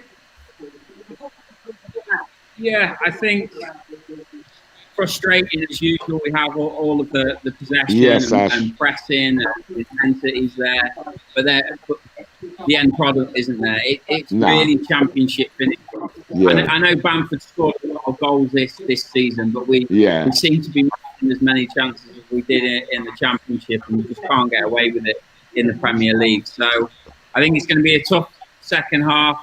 I'd like to see Jamie Shackleton on at around about the 60th minute mark. Mateus Click has been looking a bit tired in the last couple of games, so hopefully we can get the young lad on and get him busy in the centre of midfield. Oi, Ash, what about Costa? Yeah, potentially Costa. I mean, Harrison hasn't been playing particularly great today, so maybe bring Costa on and swap him for Harrison. Yeah. Okay, Ash, is that what you would change, Ash? Is that your changes to see Leeds get a win? Is there a formation that you would change at Leeds, or are you happy with the formation? Yeah, to be quite honest with you, I think there's two factors. One, we haven't got the luxury of bringing anyone particularly. We haven't got a game changer on the bench at the minute, and secondly, Bielsa is a plan A guy. He hasn't got a plan B. I know what you're saying about Bruce. Bielsa's the same. He's pretty staunch in playing one way and trusting in that process with that formation. So you're not going to see two people up front. You're not going to see any tweak to a formation. So I would expect Helder Costa will come on for Harrison, as Yami said, and then hopefully get James in for Glitch, and then potentially he'll look at maybe Paveda, or we get Hernandez in for Rodrigo, probably around the 70th minute mark. That's what I would suggest. Someone said Leeds have a Sunday league pitch, and Newcastle are a Sunday league team. Yeah, that's a pretty good assessment, to be fair, at times. It does feel like that at times. Rich, give us your opinion on what would you change, mate, in this game for Newcastle to go on and win? I think Longstaff improved compared to what he did on the weekend. I think he's gone missing again. I'd probably bring Almiron on for him, move Hendrick into the middle, and I'd probably put Almiron and Fraser on opposite flank. At some point, I'd probably bring. I don't know. I think I'd leave Shelby on the bench today. I still think he was a bit lazy at the weekend. I think Gale will come on at some point to goal in, and add the extra pace up front, which I know will terrorise Yami the rest of the match. So no, I'll probably do the same as Dav. I think he'd keep one in reserve, and I think he'd probably use the experience of Richie as the third. Yeah. Just probably tighten up if we need to. At the end, I think if Nick the goal off and something like that. So there's that experience to, keep the lads on track and stuff like that. Yeah. Yeah. Okay, Pete. What about you, mate? What would you make? What changes would you like to see Steve Bruce make in this second half to try and get Newcastle the opportunity to win? We've got options on the bench. Yeah. Well, for once we've got quite a number of options. I'm scared of Gale, Shelby, Almiron. We've got Matt Ritchie on the bench as well. So you've got 4 options with only 3 subs available. So we should be using all of them and maximising our opportunity to win the game. As Ash mentioned, if you look at Leeds' bench, they haven't really got anyone that can come on and really change the game. It'd just be pretty much like the same as really. So hopefully that falls into our favour. We've got players on the pitch that can come on and really make a change. I mean, I'm looking at the wide areas. I'm looking on the right hand side, and maybe can we change that? Can we be more creative on that side? Because look, Ryan Fraser's done that. He's created the goal, and he's looked dangerous whenever we've been in attacking areas. So can we help that on the other side? Can we get more men into the box to be dangerous? That's where Gale will come into it. Can we get a little bit more control on the ball in the middle of the park? Leeds have had it all their own way in the middle of the park. Can Shelby come and do that? I mean, if you're asking him to run box to box for 90 minutes, Shelby's not going to do it. But if he's coming on with 20 to go, and you're asking him, right, put a shift in for 20 minutes, back and forth, control the game, keep the ball ticking over, there's an opportunity to do that. And then we've not even mentioned the likes of Almiron maybe that can come in and add some explosive pace going forward. So look, there are options there. Who's going to come on? Only Bruce knows. But the key is that you've got 4 good options there. The key for us now, look, we've made it to half time and it's 1-1. We need to make it to 60 minutes, still at that or winning, and then start to make those changes. And hopefully at that point, the one thing I'm banking on really is Leeds' mentality in their attacking play. They're going to tire at some point, and if they tire, can we exploit it? That should be the key. And that's probably, I'd like to think that's Bruce's mentality. Because the one thing about Leeds is style of play is that they do struggle to maintain that for 90 minutes, and they struggle to maintain that over 38 games. And it is a midweek game; they'll have less rest time. Can we exploit those areas with those attacking players coming on? Yeah, good stuff as always, Pete. I always love your half-time analysis, mate. You're always very in depth and great always stuff, good to listen to you. So we're just waiting now, obviously, for the second half to kick off. Quincy, as the Arsenal fan, I just want to ask you a little bit about, obviously tonight at your ground, you're getting beat again off Southampton. I mean, Southampton are third, Quincy. So it's not as bad as it's. They are doing well, mate. Mad. They are doing well, Quincy. So I mean, it just seems when you get on a bad run that you can't stop, can you? No, you can't, man. And this is gonna be, if we lose tonight, it's gonna be our 5th home run and 5th home game win. I've been lost. I think that's the first time it's ever happened. They're saying on the news. It's never happened before. 5 home games in a row. You know what I mean? That's the worst start ever. I can't even remember anything like that. So I might have to start supporting Newcastle, to tell you the truth, the way things are looking. When have we ever been 4 points ahead of Arsenal in the league? When was the last time? Yeah, it's a strange situation to be. Strange situation to be in at the moment. But to be honest, the Premier League's strange at the moment. And I'll ask Quincy. Quincy, do you think, I heard you talking about it when I was having the internet issues there, but do you think the not having fans in is affecting the bigger teams rather than the smaller teams? Because the likes of Arsenal, the likes of Manchester United, the likes of Tottenham, your so-called big six, if you like, all of them, Liverpool, they don't have the support, the massive support. Man United, and there is some really, really strange results. Do you think that also means that most of them players at them big teams, they're mentally weak? I just think that sometimes I just feel, and we've had this discussion on this podcast many times, but we just feel essentially that the support we often say Newcastle support is like having a 12 man.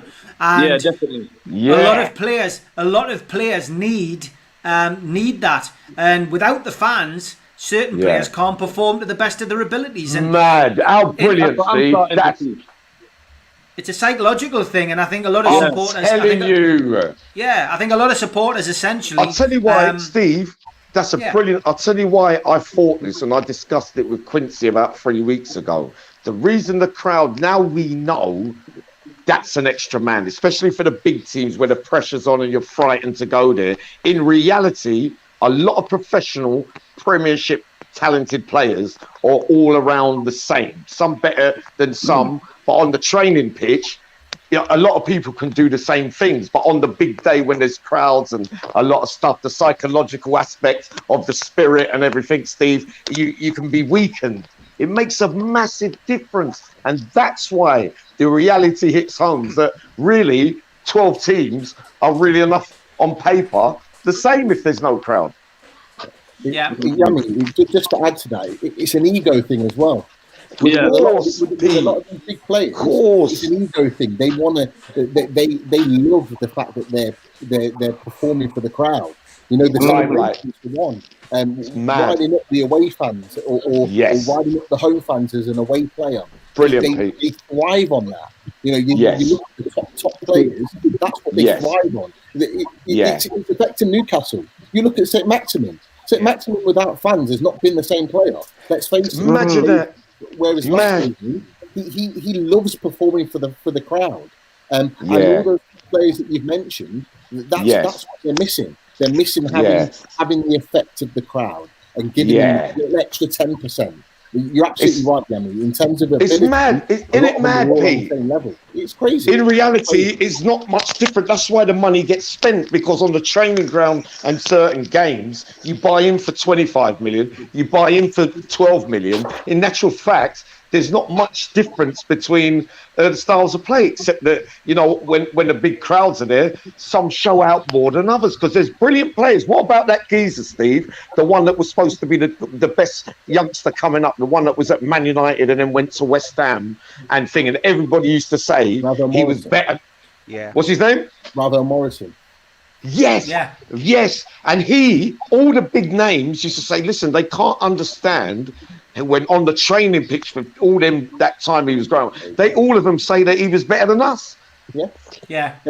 And that's it. It's like, and it goes the other way. You get so many managers that talk about players that perform so well in training, but yet they step on the pitch on a Saturday at 3:00 and can't perform. That's what the fans do to you. That's what Bruce said about Matty Longstaff, wasn't he? He was the best player on the training pitch, but he can't even get in the match face for him. Yeah. So it's can you perform in front of those expectating fans? That's why you pay your extra money. That's why you pay your 80, 90, 100 millions for those players. That's why your likes of your Messi and Ronaldo are lauded for being some of the greatest ever, because they perform in all types of situations and can still produce the business. And it's key. But on the flip side of that, hasn't it opened up the league massively? In that anybody can win. You know, we're talking about a number of teams that come in the league this season, not just Liverpool or Man City. That's what's going to happen for Newcastle and Leeds and West Ham and Villa. That if we perform and we put a consistent run together, who knows what could happen? It's what it happened in 2016 with Leicester. I'm born and raised in Leicester. I watched it. I'll say something to everybody. I'm telling you, 4 mid-table teams or 3 will be in the top 7 at the end of the season. I'm telling you, there's no guaranteed top 4 at all. Wouldn't surprise me. I've got to laugh at this comment. Paul Gibson says this show has turned into an episode of Porridge.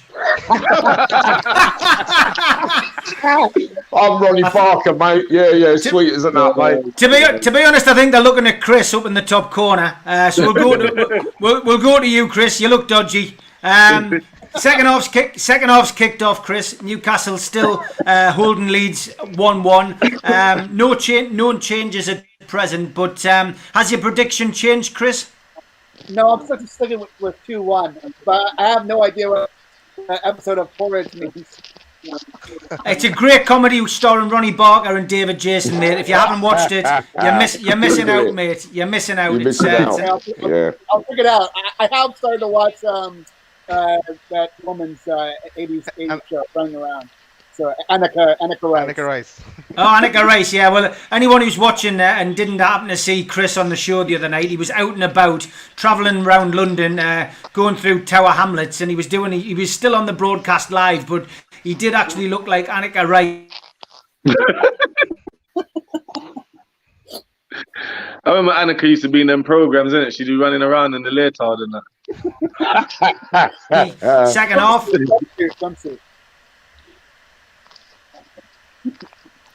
So going on from what you lot were saying, do you think that the clubs should put more investment in fans? Since we've learned that fans are very important.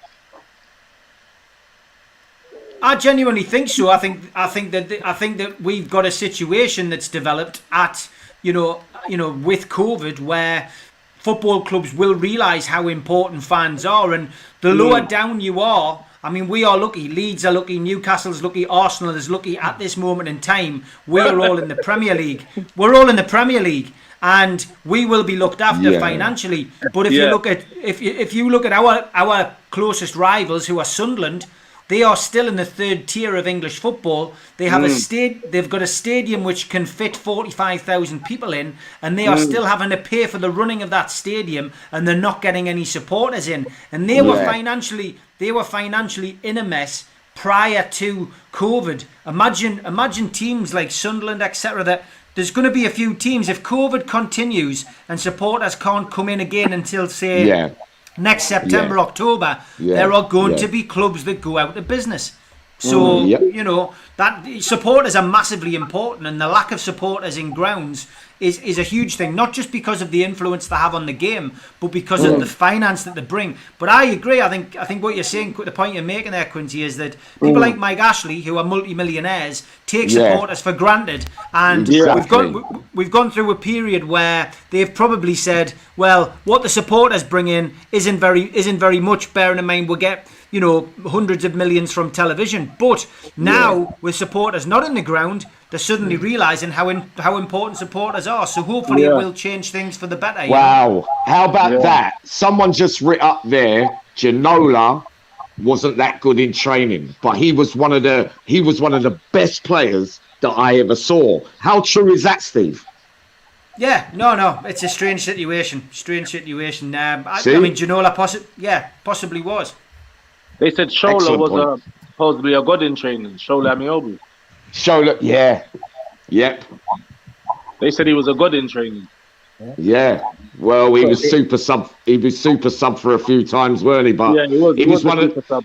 How many players in the Cat A's did we see, Quincy, that were dribbling like him, doing everything? And sometimes, every time they get the ball, you think, no. And then one of those days, he hits a magic one, and everybody dives on him. But you're going to wait all year for him to do it again.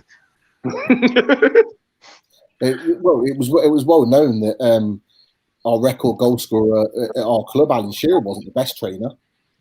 I loved him. I did. Yeah. I'm surprised by that. He was well known that he wasn't the best. You just like to get out on the pitch and do the business. You could go through so many. Sorry, lads. 1-0, Arsenal.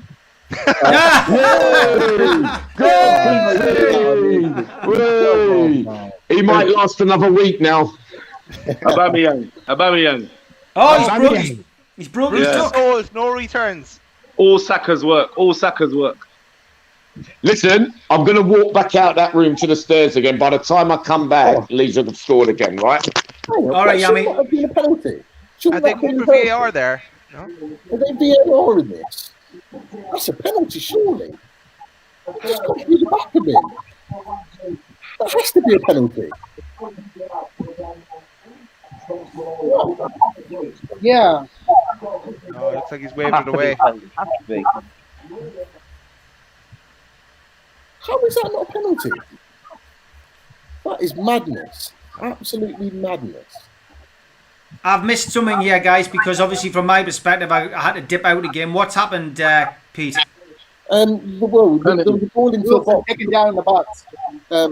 And the ball's coming to Callum Wilson, and he's gone to control it with his left foot, but it's been kind of kicked from behind. And they've taken his left leg from underneath him in the box. The ball's been cleared out, and it's gone up the other end. But I don't even know if the ref is then, when the break in play, has even gone back to even look at the VAR. They've just looked at it on the commentary, and it looks like a clear penalty. He's caught him. He's took him off his stride with the ball in the box. 100%. I'm shocked at that. 100%. I agree. How has that not even been considered as a penalty? Madness. It happened to us in the first half. They took out Sabias and didn't even look at it. Yeah, it's crazy. This is why VAR's everyone's getting such a bad name on VAR, because they can't make consistent decisions. Yeah. That has to be a penalty. I don't even know. Like, I don't even know if VAR have been looked at, because I've not got the commentary on. But if they haven't looked at it, why not? Because there's contact been made. I don't understand that. Yeah, strange situation, Ash. I'm not sure whether you've seen that, but from a Leeds perspective, Ash, was that a penalty? Do you think? I haven't seen it yet, Steve. All right. Sounds like Arsene Wenger. He sounds like Arsene Wenger. Sorry, is it the Junior tackle?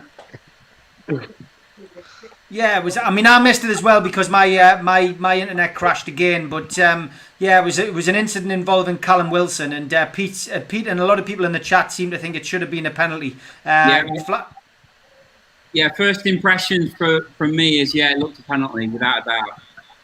Yeah, okay. Yami, welcome back, mate. I'm afraid it's still 1-1, mate. That little trick. I used to do that. I used to do that when I was a kid. I used to do all them little tactics thinking that it would really work, but it's like holding a little trinket in your pocket before you go on the pitch, Steve. But you should know by now, Yami. Never go back to the scene of a crime, Yami. And that equaliser was definitely a crime. Was it? Okay, so what are you saying about the possession now? As they put a foot, have they got more possession now? Newcastle this half. No. It's not a bit better than last half. No. I'd say a little bit. Doesn't look as bad as it did last time. I'd say it's a little bit better. Possession team. We seem like we're doing a little bit more with the ball. Yeah.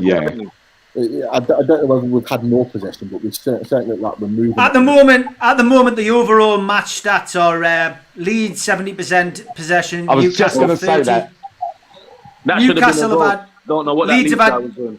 Leeds have had 16 shots on target. Newcastle have had 5. 16 shots. Sorry, total shots. Leeds have had 16. Newcastle have had 5. 4 of which of Leeds are on target. 2 of Newcastle. Leeds have had 3 corners to Newcastle's none. Offsides, Leeds have been caught offside 3 times, Newcastle twice, and there's 2 yellow cards for Leeds and 1 for Newcastle. So any changes at half time, Steve? No changes at present, mate. No changes at I think present. they should bring on Andy Carroll. Yeah, lots of people. He caused problems. He would, and he'll change your style of play, give you more of an outlet instead of trying to. Yeah. It's a straight swap. I mean, for me, Chris, would you bring Andy Carroll on? No, I don't think so at this point. I put Gale on for Linton.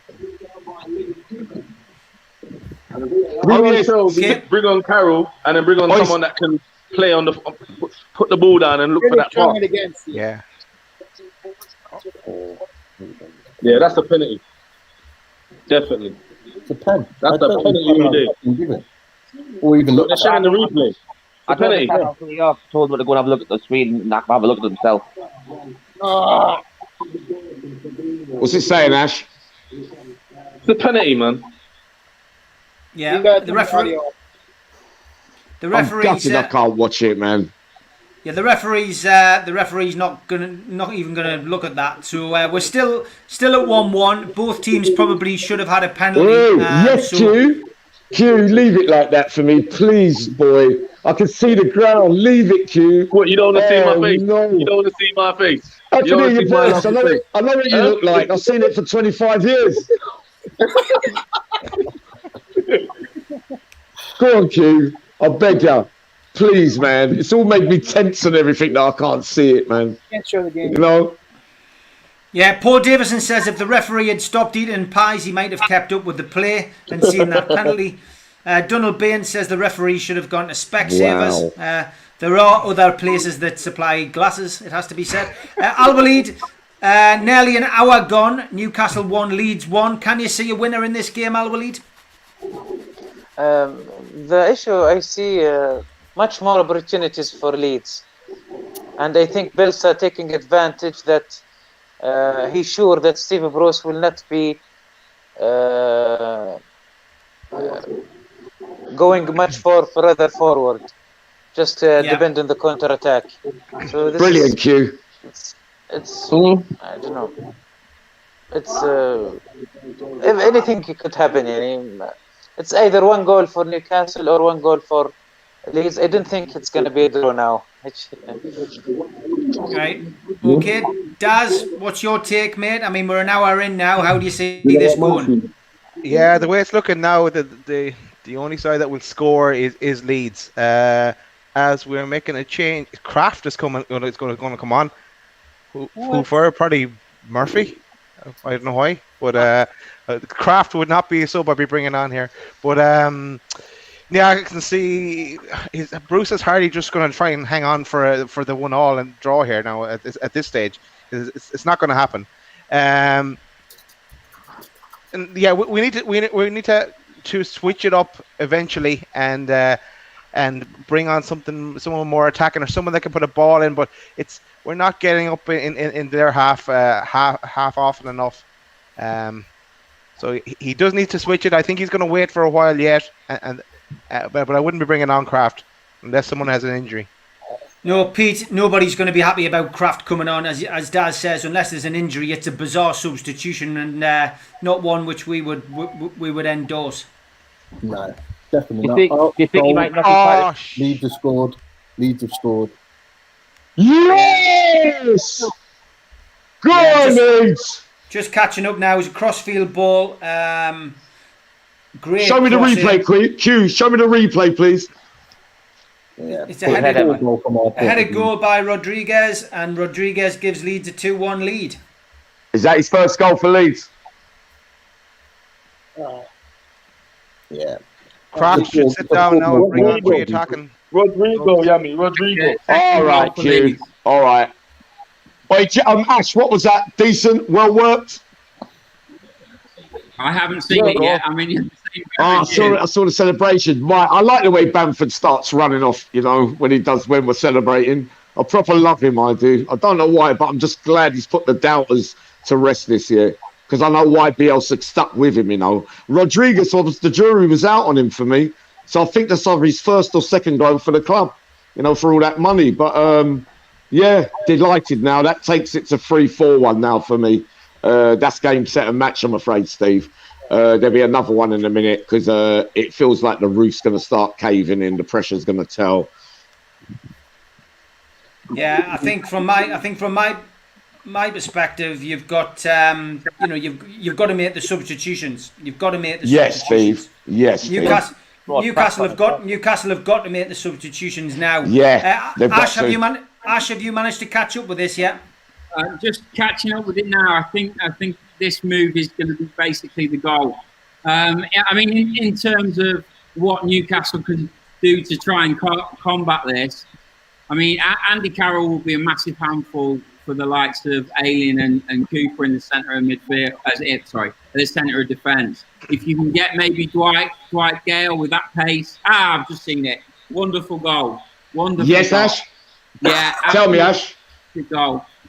Tell me. Again, using the wingers, getting absolute superb delivery in, and that's a fantastic header from Rodrigo. So hopefully give him a lot of confidence moving forward, and we can start getting a bit more out of him. I have felt for him in the early stages. He's been playing in midfield, attacking midfield, playing up front when Bamford's not been there. So it's been hard to settle so far. So it's been a bit of humility after that. Hopefully that'll go a long way to boosting his confidence. Fantastic. Yeah, well done, Ash. Well done, Ash. Chris, Newcastle coming off back-to-back wins against Crystal Palace and against West Brom. 2-1 down now in this game. Still time to change it. I mean, has your thoughts on substitutions changed? I mean, you need to have somebody on who's going to at least threaten the Leeds goal, as Wilson just has one saved by the Leeds keeper, just tipped away, and Callum Wilson's still pushing. But yeah, would you bring Dwight Gale on now, Chris? Yeah, you know, Kraft is not going to move the mix when you're down 2-1, so that's an unfortunate waste of a sub right there. But yeah, you know, I would bring Gale on. We need some goal threat. We haven't had any goal threat besides that one conversion that we had. Delighted. So, Delighted.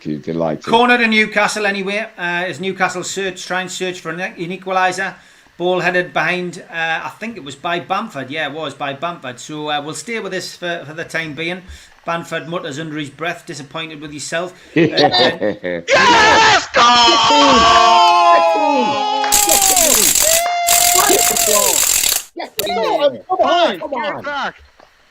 Come on, Kieran Clark. Go on the Irish. Hey! Get in there. Great header. Kieran Clark. Second corner. Instead of home. Second corner in. Bullet header down into the ground. Into the bottom left-hand corner. Great header. Game on. 2-2, which was my prediction, Yami. You might remember earlier on. This is turning into a classic. I'm so gutted, Steve, that I can't watch it. My first ever thing. This is a wonderful experience for me. My first ever match day live with the football fans. But yes, Steve, really enjoyable. But for the screen, boy. But 4-2 could be the final score, or Newcastle to win 3-2. Yeah, well, look, it's 65 minutes on the clock. It was a well-contested corner, but Kieran Clark is some boy. He's one of those players who can get in the right place at the right time and produce vital goals. He's done it time and time again. A player who was signed by Rafa Benitez as a cover player, somebody who has been one of the best servants at the club for me, alongside Matt Ritchie, and he's definitely one of my favourite players. And Daz, I'll come to you as the Irishman who's online tonight, mate. What a goal, and gets us right back in it. Steve Bruce's lucky Clover is doing its thing again. Yeah. I can't even remember the goal now. I kind of just got lost around myself. But what a game, man! What a game! We're going to have to do something, because Leeds are going to come at us again. It's no good sitting back here. If we sit back, we're going to lose 3-2. We still need to switch it up somewhere. We need some more attacking intent. We need. Why not bring on Dwight Gale now at this stage and maybe take off Joe Linton or something? No. I haven't heard his name all night. Yeah, I mean, Bruce is notorious, Pete, for making late substitutions. He makes these substitutions too late. We need to take the initiative here and bring Dwight Gale on, don't we? 100%. You know what? I didn't get to say it because Leeds scored a few minutes ago, but the one thing I noticed about 5 minutes before Leeds went 2-1 up is that about 4 or 5 of our players one in which in particular was Joe Linton. There was a couple of minutes just before they scored the second goal where he should have been tracking the man that played the ball in for the guy that crossed the ball in, and he just stood there in the middle of the pitch and he looked absolutely dead out on his feet. And at that point, as a manager, you've got to be looking at that individual and thinking, you know what, I need to freshen this up, because even since then he's not done anything. Whereas Dwight Gale's got pace about him, and at the moment we seem to be getting quite a few counter-attacks. That's what I mean. Quite a few counter-attacking opportunities. Dwight Gale's perfect for that. That for me is a no-brainer for a change right now. I'm scared. Nearly 70 minutes into the game, Give him the last 20 to try and go on and win the game. Because I tell you what, whenever we've stepped it up by 5 or 10%, we've looked like scoring, and in fact, we have actually scored. That's what I mean. So why not go for it? You know, we got the points in the bag on Saturday. This is a game where we're not really expected to win, because a lot of the pundits and media are talking about Leeds, and rightly so. They've had a good start to the season. We're not expected to win this game, but we're still in it. We're still in it, and we can win the game. Why not? Why not say, you know what? Let's go all out. I think we've got 2 subs still left to make. You've got Amir on, you've got Richie, you've got Gale. Get them on. I think to complement that Pete, we need someone like Shelby to hit the pass to Wilson or Gale. You know, just someone to definitely. link it up. I agree with you 100% there. The one thing I'll just add at the end is that as well, that I've noticed today. Ryan Fraser has got a fantastic delivery on him. That ball in for Clark for the goal. I don't think we've had a. There we go. I've said it to you guys quite a few times. Whenever we get a corner, I never get excited because the delivery is always poor. His delivery has been fantastic today. You know, we've really noticed a difference in Mara. I certainly have, with having Ryan Fraser in the team. He's just give us a different dimension, and I'm liking what I'm seeing. It's good to have him back in the fold. And the other bonus with bringing on Gale is Aloid will have a big smile on his face. Yeah, he will do. He will do, yeah. While he still waits for his coffee. A big shout out. Big shout out to newworkwear.com, specialist in the supply and branding of clothing for the workplace. And Alwaleed, if the cap fits, there we go. You look ready for work there, mate, sitting in the cafe with your hard hat on. Big shout out to newworkwear.com. They're sponsoring our StreamYard application. I wish they would sponsor me internet connection. And big shout out to qtechshop.co.uk, the makers of pool tables and snooker tables in Wallsend, and they also make the t-shirts that we sell, which you can buy at newcastlelegends.com. And we also broadcast on Spotify and on iTunes. So that's all of the formalities out. Ash, you will have caught up now with that goal to make it 2-2. From a Leeds perspective, disappointing, I suppose, for you after taking that 2-1 lead. Yeah, I mean, last against West Ham was hard to take. Conceding 2 goals from set pieces. Again, with that decent header from Kieran Clark. But Luke Ayling, I mean, as a young kid, you're told if you can't beat someone in the air, you make it as difficult as possible for them. And he just didn't do it. It was too easy of a header for him. He managed to squirm its way into the back of the net. I don't think Melier could see it very well. But again, it's another header from a set play. So it's really disappointing from a Leeds standpoint. We're not a big team. We haven't got Cock. We haven't got Llorente in the centre of defence at the minute. So it's always going to be a struggle. But disappointing. Really, really disappointing with that goal. Holding on at the minute. Yeah. Arsenal has got a player sent off again. Oh, Arsenal had another player sent off. They're still 1-1. No change in the other games. Who's the player? Gabriel. Yeah. Well, dreams do come true for Southampton. Arsenal down to 10 men. That was a little play on words with Gabriel, of course, but you've got to be in it to win it. Quincy, what's your take on this Newcastle Leeds game, though? I think it's a good game, mate. I think everyone's doing their job. But like I said before, it's either going to be 3-2 to Newcastle or 2-2. But the way the game looks right now, I think someone's going to score another goal. So whoever's in it to win it, like you said, is going to win it. Yeah, it does feel like there's another goal coming in this. Definitely. Definitely, Steve. I can feel it. Yeah, no doubt about it. Rich, it's like what Dad said before. I think we need to bring on Shelby.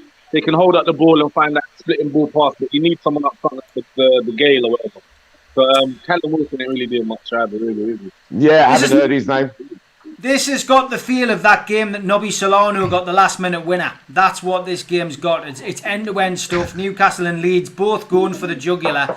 Newcastle have got some options on the bench, but Leeds are certainly starting to press again. Newcastle are defending. It's a bit like the Alamo at the minute back in Newcastle. Yeah, well, it has been. Yeah, Leeds are pressing and they keep getting the ball. Leeds are keep pushing and keep attacking. They are pressing. Pressing, Ash. Yeah, they're pressing. I mean, there's some good football. They're playing some good football, but at the end of the day, if you don't make this count, it's irrelevant.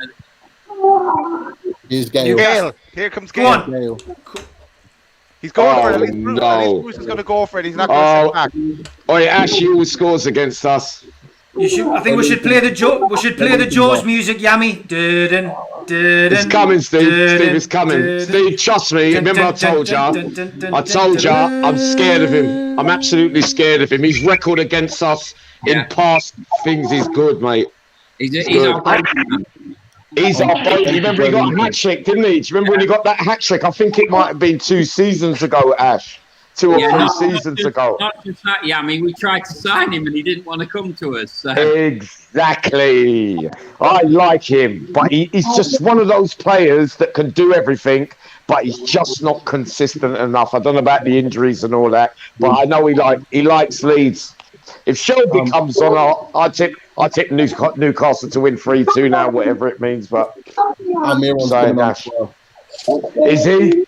Yeah, Almiron's coming on. I think he's getting warmed up, getting ready. Steve Bruce, can he do it for another game in a row where he gets his double substitution right? He brings 2 players on who changed the game. Last weekend we saw Newcastle link up with Murphy crossing the ball in for Gale, and it made an immediate difference. Newcastle getting the points. Is it going to happen again tonight, Chris? I hope I do think there's one more goal in this game, and the next goal wins. Next goal wins. Okay, Al-Walid, it's next goal the winner? Are these substitutes going to be the ones that get the 3 points for Newcastle, do you think? Yeah, actually, I can deflect the changes. Kraft, I think, instead of Hendrik, so they will make Murphy to go forward on the right side. Jewelton, actually, when I was laughing, said I am laughing because I was laughing at Jewelton control. It was very silly control on the ball, and I think Gael will make something. But now I'm saying Fraser out and Almiron in. This is good also for activate the midfield. So I think it's interesting 15 minutes coming up. Certainly going to be an interesting 15 minutes, Daz, as Ryan Fraser goes off, Almiron comes on, Dwight Gale on as well now. It's Steve Bruce certainly leaves his substitutions late, but with the wealth of talent we've had on the bench today, these are substitutions that could make a difference. Yeah, let's see what happens. I guess I wouldn't have picked Miggy. I hope he does it. I hope Bruce's magic works. I think there's going to be an awful lot of nail biting stuff on either end. I think it's going to stay through all. Okay, yeah, Pete, substitutions made now. Roll of the dice complete by Steve Bruce. Are we going to see a winner for Newcastle here? I hope so. But look, Leeds are going to have a lot of the possession. For us, I think it's going to be about soaking up that pressure and trying to hit them on the break, because we seem to have got both of our goals that way. But the one thing I will say is, Jacob Murphy's now running in. Go on. Jacob Murphy's had a great run into the box, but it just ran it too far. Jacob Murphy's causing them so many problems on that right hand side because he's just being direct. He's just running at them, and they don't want him to run it. And so, with Almiron on the other side, if we can just be direct and just run at them and cause them to go backwards, that's their fullbacks are used to just attacking. They don't want to defend, and I think that's our way in. But we've got to be confident. Look, by being confident, we might lose the game, but we're in a position now where we can go for it with 14 minutes left. Let's try and see if we can get the winner. No. Soaking up pressure's only going to... Leeds scored.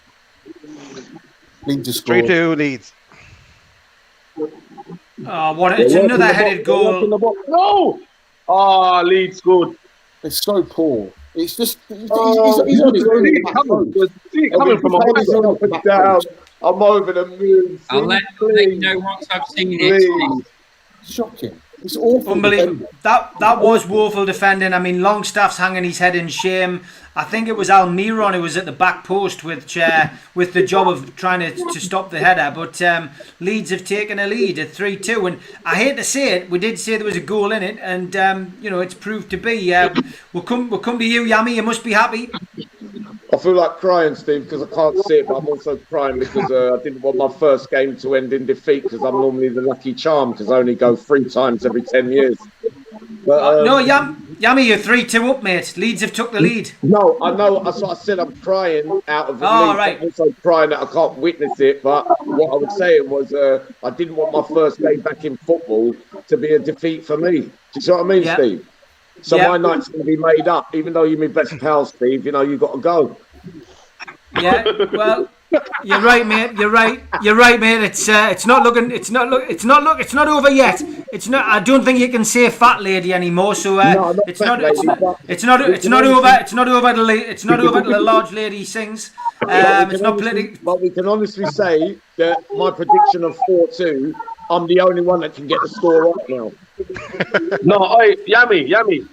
I said 2-2, Newcastle 3-2. That's what I did say. We're 3-2 now. We're winning 3-2. Oh, yeah.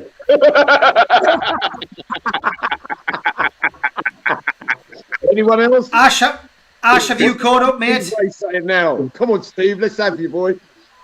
Yeah, well, to be honest, mate, it's not over yet. But Ash is going to give his version of Leeds' goal. Just for how weak we are defensively, I mean, our wing play is just absolutely fantastic. Again, great ball. Bamford held it up superbly. A little bit fortunate for it to get to the back stick, but when you play 2 wingers in the full-back position, sooner or later they're going to get on the back stick. And Stuart Dallas has, and he's got that header in the back of the net. So yeah, fantastic. Dallas, bloody hell, man! He scores twice a season. That's magic. Yeah, no sign of JR, but Dallas was there to stick the ball in the back of the net for Leeds. It's Leeds 3, Newcastle 2. But Almiron pushing, trying to get forward, but Leeds Where's now Shelby? will try to defend their lead. Shelby still on the bench, mate. Chris, 3-2 to Leeds now. I don't think we saw that coming. I think we saw another goal in the game, and Newcastle looked as if they made the right substitutions and gone on the offensive, but fell for the sucker punch. Yeah, I felt like Almiron got bossed there. He wasn't on his man, and wasn't expecting that run into the box. Was just trailing pathetically behind. So, I definitely expect that Almiron to get outplayed there was just really disappointing. Yeah, okay. Al Walid 3-2 down now. Disappointing. Actually, yeah, but still, there is 10 minutes. I like about Leeds how they make easy for them to make opportunities. The chemistry between the players is amazing. Rather than compared to Newcastle, you don't know when they score. Suddenly they score from all of the sudden. Yeah. In the Leeds, you see it coming, but in Newcastle, you don't know. Okay, yeah. Daz, 3-2 down. Is there a way back into this, or do you think that's it? For a way back for us, we need someone to put the ball in, and it's not happening at the moment. You never know with Gale and Wilson on the pitch, but it does look like Bruce's luck has run out. And maybe if Leeds sit back a bit, we might get a chance towards the end. So I'm going to say no. Okay. Ash, from your perspective, Leeds obviously 3-2 up. You'll be happy just to play this game out now? Yep. I would be happy if they just played it out, but I don't think that's in our vocabulary. Let's see. Nothing's over with this Leeds side. It's just we really struggle to see games out. I can't sit still, especially with the team we have out today. So I would not be surprised if there's another goal in this. Right, okay. Yami, your take on this? I mean, do you see Leeds pushing for another goal, or do you think they'll sit back and try and defend their lead? No, they won't sit back, but there's one more goal in this, Steve, I'm afraid. And I don't know which way. But I'm really tense, obviously, because I can't see it, but I keep pacing because I know victory for us is more important for us than you, Steve. Do you see what I mean, me old mucker? Yeah. I do, mate. I do. Yeah, I mean, Leeds on the attack again there. Rodriguez is certainly causing all kinds of issues at the back as Newcastle try to find some way back into this game. 83 minutes on. Bamford going off now. Just a tactical substitution, I think. Let's see who he's bringing on. It's somebody with a man bun, so that narrows it down. It's Tyler Roberts, who is coming. Yeah, he's coming on. So Leeds have a corner. We'll stay with this corner. Leeds whip the corner in, and Newcastle clear easily enough to the edge of the box. Man on the pitch, they need to make it fun. Yeah. So it's back towards the halfway line. Rich, is there a way back into this game for Newcastle?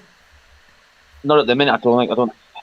Leeds have just got all the possession of the ball. We managed to get it back, but then it seems to go straight back to them. I know we're on the break here. Corner. On the left, I think the corner is at that. Hopefully the delivery can be good. Obviously the praise has gone up, so Henry's going to actually put the ball in. I think Hernandez is a good actual substitution for Leeds. I think he's that experience, heading stick in the park and help them out there. But I don't see the extra goal coming. Actually, to be fair, I think it's going to stay like this, unfortunately. Most set-piece goals conceded. Leeds are top of the league, 12, and it's Newcastle's corner.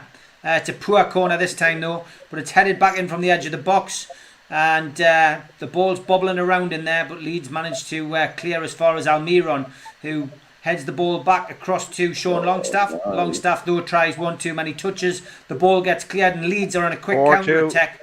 Quick counter-attack back up the other end. 4-2 to Leeds. Another goal for Leeds. Please, 4-2. 4-2, and that 4-2. That was Yami's prediction. Oh, I love you, Steve Rafe. I told you, you've always been lucky, Steve. You've always been lucky with me, haven't you? I've always been lucky with you. Alioski scored the goal. Oh, brilliant, Steve. That's game, set, and match now, boy. I'm absolutely delighted, Steve. Wonderful experience for me tonight with the boys. Really Alioski, he gets a vote from me because he hasn't got a man bun, but he's dyed his hair, so that's a mark against him. He dyes his hair. He's too young to dye his hair. But it was a great little.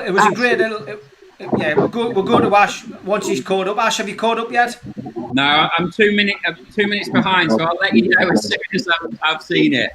Yeah, to be honest, it was a great move. Newcastle were pushing to try and get the equaliser. Leeds cleared the lines. There was a wonderful ball. Leeds picked it up on the halfway line, and I mean just sums Leeds up. Good counter attacking team. Wow, and, that seemed like it was quick. It was, yeah. Yes, a lot of people criticising Sean Longstaff. A lot of people saying that he hasn't had a very good game, and unfortunately, we're now seeing all the Bruce out comments, which we pretty much used to on here. Rich, I'll come to you as Ash is catching up. What was your take on that, mate? It was a good goal by Leeds, and Leeds are deservedly going to take all 3 points tonight. Counter-attack goal, isn't it? It's where that goal was how Bruce wanted us to attack, and any team we've got the counter-attack. But no, it was a fantastic goal. As I said before, Hernandez got the ball. He had 3 options to choose for at the back four, and he just made the simplest pass, and obviously a really calm finish. To be fair with Bruce, I think his substitutions have been late, and I think he's made the wrong substitutions again. Like with this corner coming again, I'm surprised if Longstaff gets over the first man again. 5-2. For the break-off rate. What a 5-2. Leeds have gone up the other end again from a Newcastle corner and hit a brilliant goal. What a goal that was by Leeds. Oh my dear God, that was an absolutely superb goal. Darlow stands with his hands on his hips, shaking his head, looking at the midfield in front of him, going, what on earth is going on? Ash, I'm going to come to you now, mate, and talk to you about the fourth goal as you catch up on the fifth one. But for the fourth goal, how did you see that? Who was the Newcastle player that lost it in the Leeds box? Longstaff. It was Longstaff, was it? Yeah, really poor play there, and then just caught you on the break. Strong running, Rafinha's quick running with the ball. I mean, it looked like Newcastle gave up a little bit, and then we had about 5 or 6 players in the area waiting to tap the ball in. So, yeah, wonderful goal from our part. Not really from Newcastle. What's your take on that 4th goal, Steve? 4th goal, mate. Yeah, I would agree with you. Newcastle are probably causing their own problems. Heads have gone down. Players that aren't playing well, or Sean Longstaff certainly is not having the greatest of games. When you see the 5th goal that's gone in, Harrison picks the ball up. He goes virtually unchallenged by Newcastle's midfield and then hits it with the outside of his foot from about 25 yards, and it screams past Darlow, but Darlow just turns in disgust and looks at the people in front of him. And to be honest, Kieran Clark was back there. I'm not sure who else was back, but the midfield was severely lacking. Newcastle United really taken to the cleaners now, and we really made Leeds look like Barcelona in this last 10 minutes. Yeah, I'm just watching the goal now. Oh my God, what a finish! What a finish! That is absolutely fantastic finish from about 25 yards right into the top corner. Yeah. That was Harrison's goal for number 5. Yeah, absolutely unbelievable finish. And we're going to really struggle to keep hold of him at the end of the season at this rate. He's been fantastic for us all season. Really turned the corner last year, with this being his 3rd year on loan with us. Second half of last season, he really came into his own, matured. This season, he's been absolutely phenomenal. His delivery is just first class. So, yeah, great to see him smash one in the back of the net. Brilliant, Ash. Good stuff, Ash. Quincy, from a neutral's point of view, we didn't really see this coming, did we? It was a tight game up until that 3rd goal went in, and then Newcastle have just collapsed. Yeah, I know. You know what? I'm not even going to lie to you. After the 4th goal winning, I turned it over for the Arsenal match. So did I. we ain't doing much better. I'm telling you, it's 1-0 still. But yeah, 10 men, yeah. But I've got 1 minute left. You know what? The way the game was going in the first half, if you're gonna give Leeds with that possession, you just gotta hope they don't convert their chances, innit? So if that was the game plan, you only got yourself to blame, really, innit? Yeah, Brilliant. I would agree, mate. I would agree. The only other game that's been played in the early kickoffs is Leicester and Everton, and Everton did go 2-0 up in that game. And as Quincy says, Arsenal won, Southampton won, and with 4 minutes of injury time to go, Newcastle find themselves 5-2 down. So I suppose what I'm going to ask you, Chris, is did you see this coming? You never expect five against you. I'm always an optimist. I had a 2-1 win for Newcastle down.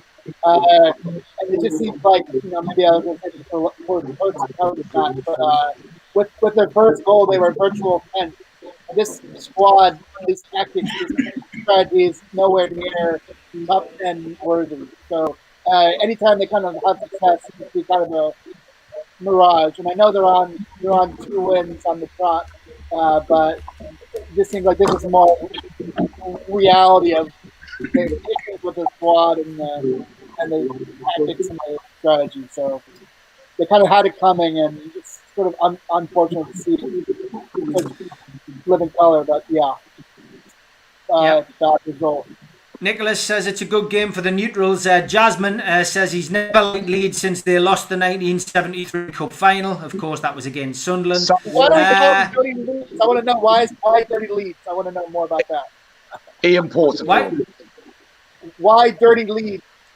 Why Dirty Leeds? You need to watch the film with what was it called? The Damned United. The Damned United. That's a great film. You want to watch that, Chris? Watch that. Billy Bremner. Hunter and Bremner. Yes, that's it, Ash. Bite your legs, Norman. Just hit the crossbar, man. Yeah. Rob Oden. Rob Yeah. Oden. Right. 5-0. Yeah, he should have been in Newcastle, Quincy. He was supposed to come to Newcastle, Holden. I know. Yeah. I know. But then it all went pear shaped. He didn't want to get bruised. Have we got you in the FA Cup? Yeah. Yes. Yeah. So that's it's what's called a bye, Quincy. Don't worry, we've got. Where's the game? Where's it at? At bloody Arsenal. Oh, it's at Arsenal. Right. Yeah, that's why it's called a bye. Don't worry, we've got a quarter final. We've got a quarter final against Brentford coming up next week, mate. So we're concentrating on the League Cup, mate. The league didn't mean anything. I wish. This is a COVID present. This is a COVID pandemic present to Leeds from Newcastle. It was always meant to be. It was always meant to be. We want to keep you up. Thank you, Steve. Newcastle's got a free kick. Not that it really matters. Got 20 seconds left. Murphy hits it into the stands, and that pretty much sums up the last 20 minutes as a Newcastle fan in this game. Wow. Newcastle United 2, Leeds 5. Memories of Mickey Quinn banging 4 goals in against Leeds at St James's Park on his debut with that scoreline. I remember that. John Gallagher got the other goal, and it's all over, and that's it. So Leeds have won 5-2. We'll go around the panel just for their views on the game. Chris, give us your analysis of that game, and I would say it would be harsh if you didn't have a man of the match for Newcastle, because for a majority of that game we did okay, but we've ended up losing at 5-2 somehow. So give us your analysis of the match, Chris, and your man of the match. Yeah, we've got a good goal to open up, and then we're good to get the equalizer at 2. But just the bottom fell out after that. And I would say we joined Newcastle in London at tier 3, and I think that Newcastle as a squad is in a tier 3 kind of critical. It's not working out, and I think Bruce's days are numbered, no matter whether we can take over a prospect or not. I just don't. It's not working for him, and something's got to change at the top. I know that Ashley will be reluctant to make a move, but this is not just on the team. It's just sort of it just on the squad, on the players. It's just I put this on Bruce too. His tactics and substitutions with Kraft coming in. It's just not with a doctor order. So I want to see drastic changes, top to bottom, full scrub of the squad. Okay, do you have a man of the match, Chris? Man of the match, I would say Fraser. Fraser changed the match while he was on, and then maybe when he came off is when things started to go to shit. Okay, Al-Walid, give us your assessment of the game, mate, and your man of the match, please. It was a great management by Mr. Bielsa. Leeds, they conceded first goal, but they still playing the same style of play. Good chemistry. All the players know how to. They understanding each other in passing the ball. Everyone know where is his mate position. Rather than Newcastle, we start defensive, and we changing too much. We going forward and try to make. We try to make the draw, and we make huge spaces behind. Usually we play with 3 center midfield. At the end of the game, last 30 minutes we play maybe 1, I think. Make spaces. If you want to play, this way, you should play from beginning. Why you are starting in defense? After that, you feel like it's mixy. You didn't know too much philosophy. Comparing to Leeds more easy ball, as I said, but I think Steve Bruce make it too much philosophy, too much mistake. The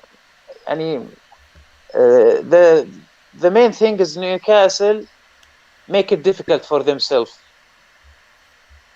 Yep. And Okay. for me, the man of the match, I think, Mr. Bilsa.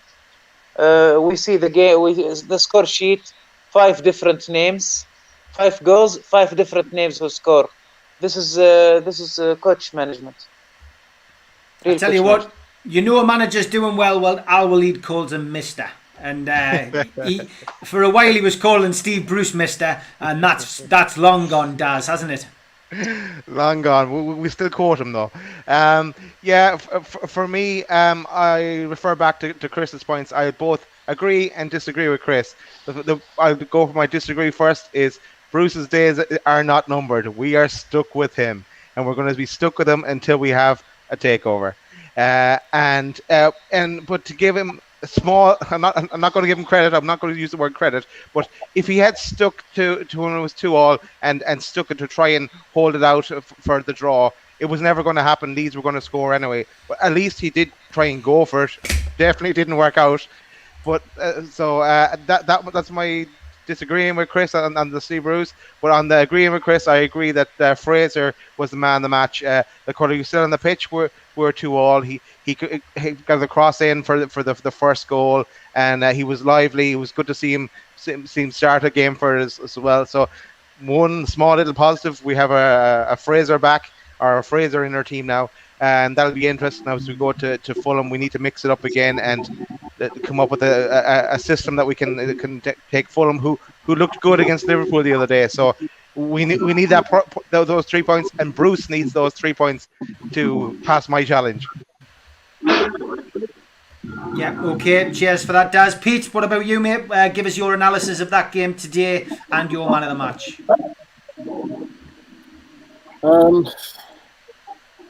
It's just shit, isn't it? It's just shit. Yeah. That's the best way to explain it.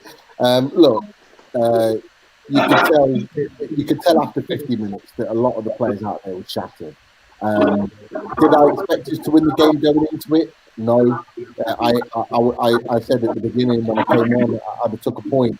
However, the manner in which we've lost that game, it's just not good enough. It's not good enough. I'm sorry, like they've been training for over a week now. You know, they're professional athletes. You can't be using an excuse that they're tired. Leeds have played at the weekend and then played again today. You know, every club's in the same boat. There can't be excuses. And you know what Bruce is going to come out with? COVID's had its effect and blah, blah, blah, blah, and this, that, and the other. But, you know, may well be, but you can't lose like that. The goals that we conceded, the defending was atrocious. Why Sean Longstaff was on the field for 90 minutes, 94 minutes, I have no idea. He's been dreadful for a couple of games now. I'm just hoping that they just gave him the 90 minutes because he has no way of playing on Saturday. That's what I'm hoping. I'm hoping they save Shelby on the bench because he's going to come on and play with Hayden at the weekend. And look, Shelby hasn't even been great. But look, let's face it, he's been a lot better than Sean Longstaff has. And actually, you know, Hendricks was it's harsh on him to be subbed off because he was having the better game out of the two. And we don't say that very often about Hendricks. He's had his critics a lot, you know, since he signed for us. But that was probably one of his better games. He scored, his confidence was up. To bring him off and keep Longstaff on, who was giving nothing to the game, nothing attacking, nothing defensive. He was just a passenger. It baffles me. It's just a really, really disappointing way to lose that game. You know, we can all lose games. You know, we talked about this run. We weren't expecting to win every game, but we're expected to be competitive, and we're expected to, you know, be in the game for long periods, especially tonight. But the way we've lost that is not good enough. And you know what? You know, it then brings a lot more of an importance onto Fulham at the weekend because the games after that, after the quarterfinals, you've got Man City, you've got Liverpool, you've got Leicester, all within a short space of time. But, we're not expected to get any points out of that. So, I don't care what Bruce comes out to say. I've got no interest because he says the same crap every time. But I just hope that these boys really step it up at the weekend and put in a performance against a resurgent Fulham. Fulham is not going to be an easy game either. They've got pace. They attack at will at the moment. They're full of confidence right now. But going back to this game, the manner in which we lost the game was poor, defensively poor. The communication was lacking, it throws up more questions than answers. Pete, give us just a quick push for your stuff that you do with the lads down south. Every now and then I give you a chance to give it a shout out. Where can people watch you on your own show? We'll be on tonight, actually. We're on at 10 o'clock. The stream's coming out. So Geordie's down south, me, 40, and Funby will be on, just dissecting that pile of crap tonight. So that should be fun. But yeah, come and listen in. There'll be plenty of ranting, plenty of jokes, and we'll just try and see the positives in it if we possibly can. Yeah, good stuff. Quincy, 1-1 in your game. Arsenal obviously playing tonight. Did well, I suppose, down to 10 men and getting that 1-1 draw. The league table makes interesting reading. 13th place, Leeds, 17 points. 14th place, Newcastle, 17 points. Right. Arsenal 15th, 14 points. And don't get too carried away, Yami and Ash, because Newcastle do have a game in hand. So if we win a game in hand, we go above Leeds and Arsenal. But anyway, Quincy, Newcastle's game, you came in you came in because you thought you were having a private chat with Yami. He set you up, and you actually found yourself broadcasting to the Geordie Nation. Steve, I conned him. It's a trap. I wanted him to press it. But I thought you were great, mate, to be honest, and we'll look forward to having you on for the Arsenal game, hopefully. Look, give us your view, Quincy, on that match as a neutral, Newcastle against Leeds. Well, like I said before, if you're gonna play in that type of style where you're just gonna try and soak up the pressure, you got to have the right players on the pitch first of all to pull that off. And I didn't really see the person who was, putting that. Not Ozil, but that Ozil type of ball, that pass that can split the defenders, get penalties on the ball, and all of that. Like, what was it? 2 headers? Was it 2 headers you scored, or was it 1? Was it 2 headers or 1? Was it 3? 3, I think. 3 headers. What, you scored 3 headers? I thought it was No. They scored 3 headers. Sorry, mate. I missed. About Newcastle. I know they won. The last goal I saw was a header. What was the first goal? Yeah, it was a foot from Hendrick. Yeah. At the back post, didn't it? Yeah. So basically, when that kind of football to me is more like hopeful football. You know what I mean? Like when you got the ball down and you're creating chances, that's the team that more likely is gonna win, isn't it? And Newcastle really set up to really kind of counter-attack their thing properly. So I just think, as the game was going on, you see who was going to win, you know what I mean? And he took too long to make changes, and that was always going to happen, innit? The way the game was going. So, can't really complain, really. Leeds played very well. They're a together unit. They passed the ball. They played the game how it should be. And really and truly, Newcastle should be beating Leeds. I think, what's that, the first time in 20 years that they beat them? Yeah. But to be fair, they're never in the same division. They've only just come back up. Yeah. So my man of the match was Hernandez for Leeds. That was my man of the match. Second half, he come on. Yeah. But he done very well. Right. Make 2 assists. 2 assists. I'm going to look at the highlights after. Yeah, he finished the game right up. He done what he needed to in that game where Newcastle could have come back, but he just made sure that they didn't. Right. You know what I mean? Pretty good analysis, that, Quincy. I think Alan Shearer needs to be worried on Match of the Day with your analysis. Ash, over to you for a very unbiased Leeds United report, please. the absolute perfect lead into Manchester United game at the weekend. Did I think there would be goals in the last 10 minutes? Yes, I thought there would be. But I probably thought it would come from the Newcastle side. To get to get 2 goals in the later stages was just absolutely fantastic. Again, the wing play for us has been what has set us apart. When we've won games, it's been down to the wing play. We were relatively solid in the centre of midfield today. Backline, just dodgy constantly, but did a little better in the second half. But yeah, overall, really, really impressed with the performance. I expected more from Newcastle without a doubt, especially in that second half with the game for everything to play still. So yeah, I think Bielsa got it right.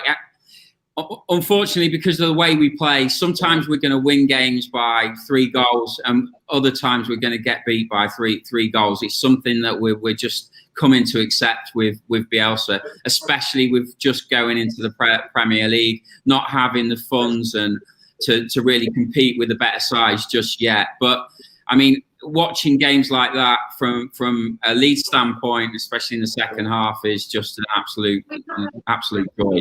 So yeah, just really happy. Didn't expect to win by 3 goals. Great stuff, Ash. Yami, you obviously didn't have the luxury of watching it, but you've been able to pick up what was going on in the game through Ash and through Quincy and the rest of the lads. You've got to be delighted with that, mate. 5-2 win at home against Newcastle United, and not troubling the relegation places in your first season back. That's what I was concerned about losing tonight, Steve. Obviously, I won't make the same mistake. I'll ask a few questions next time to make sure I got the screen. But just looking back, Steve, it's very interesting. When me and Quincy, we was one of the Cat A's, we was in the educational class. And we never used to listen to what the teacher said. We used to have a book each, and all we used to do is make up fantasy football teams. Quincy used to come with his, I used to come with mine. He used to go on day after day. So to sit down there with you and great feedback from all the boys left my imagination with a little bit of help. And many thanks to Steve to have my first ever game back without even seeing it. But it still means so much to me, Steve. And thanks for having us on. But just thanks, Steve. Thanks, everyone. Yeah, no, it's been lads, been great to have you on, and for those of you watching at home, Yami and Quincy both setting up their own channels. Ash is somebody who works alongside Sean Atwood. You need to check these guys' podcasts out; they're all great. Sean Atwood's probably one of the best podcasters out there. Top lad, a very good friend of mine. Got to know him quite in depth over the last 12 months. Done an interview with him myself. Ash researches for him and works with him, and had some fantastic guests on. So get on that show and have a look at it. Yami's been on there as well. But Yami's got it. It is what it is. TV on YouTube, well worth a watch. And I'm sure Quincy's doing his own stuff as well. And I'm hoping to get Quincy on my show to talk football at some point. I'll be there. I'll be there. Just call me. I'll be there straight away. Don't worry, mate. Right. We'll get you on. Ash, keep in touch, Ash. Last to you, Rich. I'll add you on Facebook. Lastly to you, Rich. Just give us your analysis of that game and your man of the match from a Newcastle perspective, mate. I think, looking at the match, I was really impressed with Leeds, if I'm honest with you. They do remind me a lot of how we were in the entertainers when we first came up in the 90s.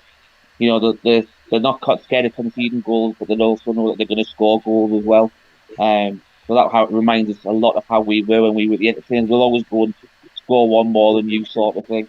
I think that I wish Hayden hadn't played the full 90.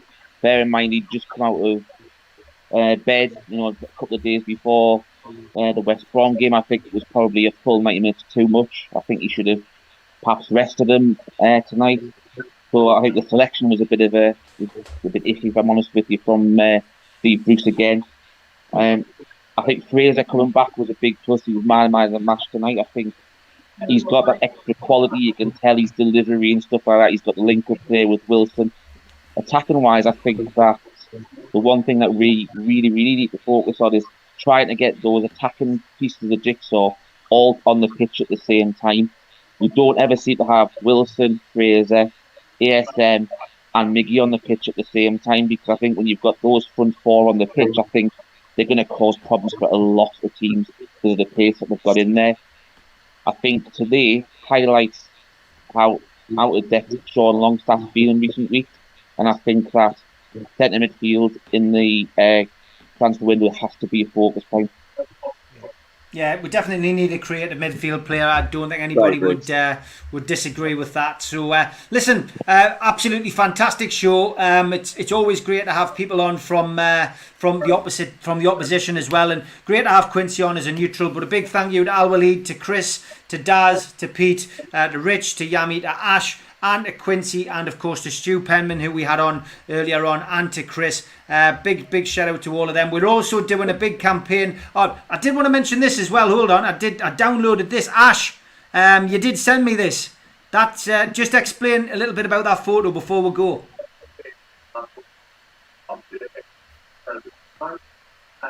I'm mute. Ash, you're on mute. You're on mute. Sorry, mate. I missed that. I thought I could hear you, but it was somebody else's TV. Sorry, go on. Go for it now. So, bottom right-hand corner is my dad. He signed for Ipswich as an apprentice. And obviously Bobby Robson with the Newcastle thing. Bobby Robson there in the left. And, yeah, basically, Bobby Robson came down to my grandparents' house. He just signed George Burley and then came down to sign my dad on YTS forms. So, lovely guy. Sent my grandparents numerous personalised letters. Just had just unbelievable aura about him, my dad said, and yeah, loved his time with him. Fantastic. Well, I'm glad I got that in. I'm glad I just saw that at the last minute, and I thought I've got to mention that. But thanks to you all for joining us. As you all know, throughout December we are running a campaign. A lot of us have suffered trolling on social media, on various platforms, but in particular Twitter seems to be quite a vicious place, especially if you support Newcastle United. So in December we have launched our own Think Before You Tweet campaign, which we are supporting all the way through the month. We've got a documentary forthcoming which will be released on our YouTube platform very shortly once Frank Turner gives us permission to use his track. But in the meantime, I will play out with the video. Good night, God bless.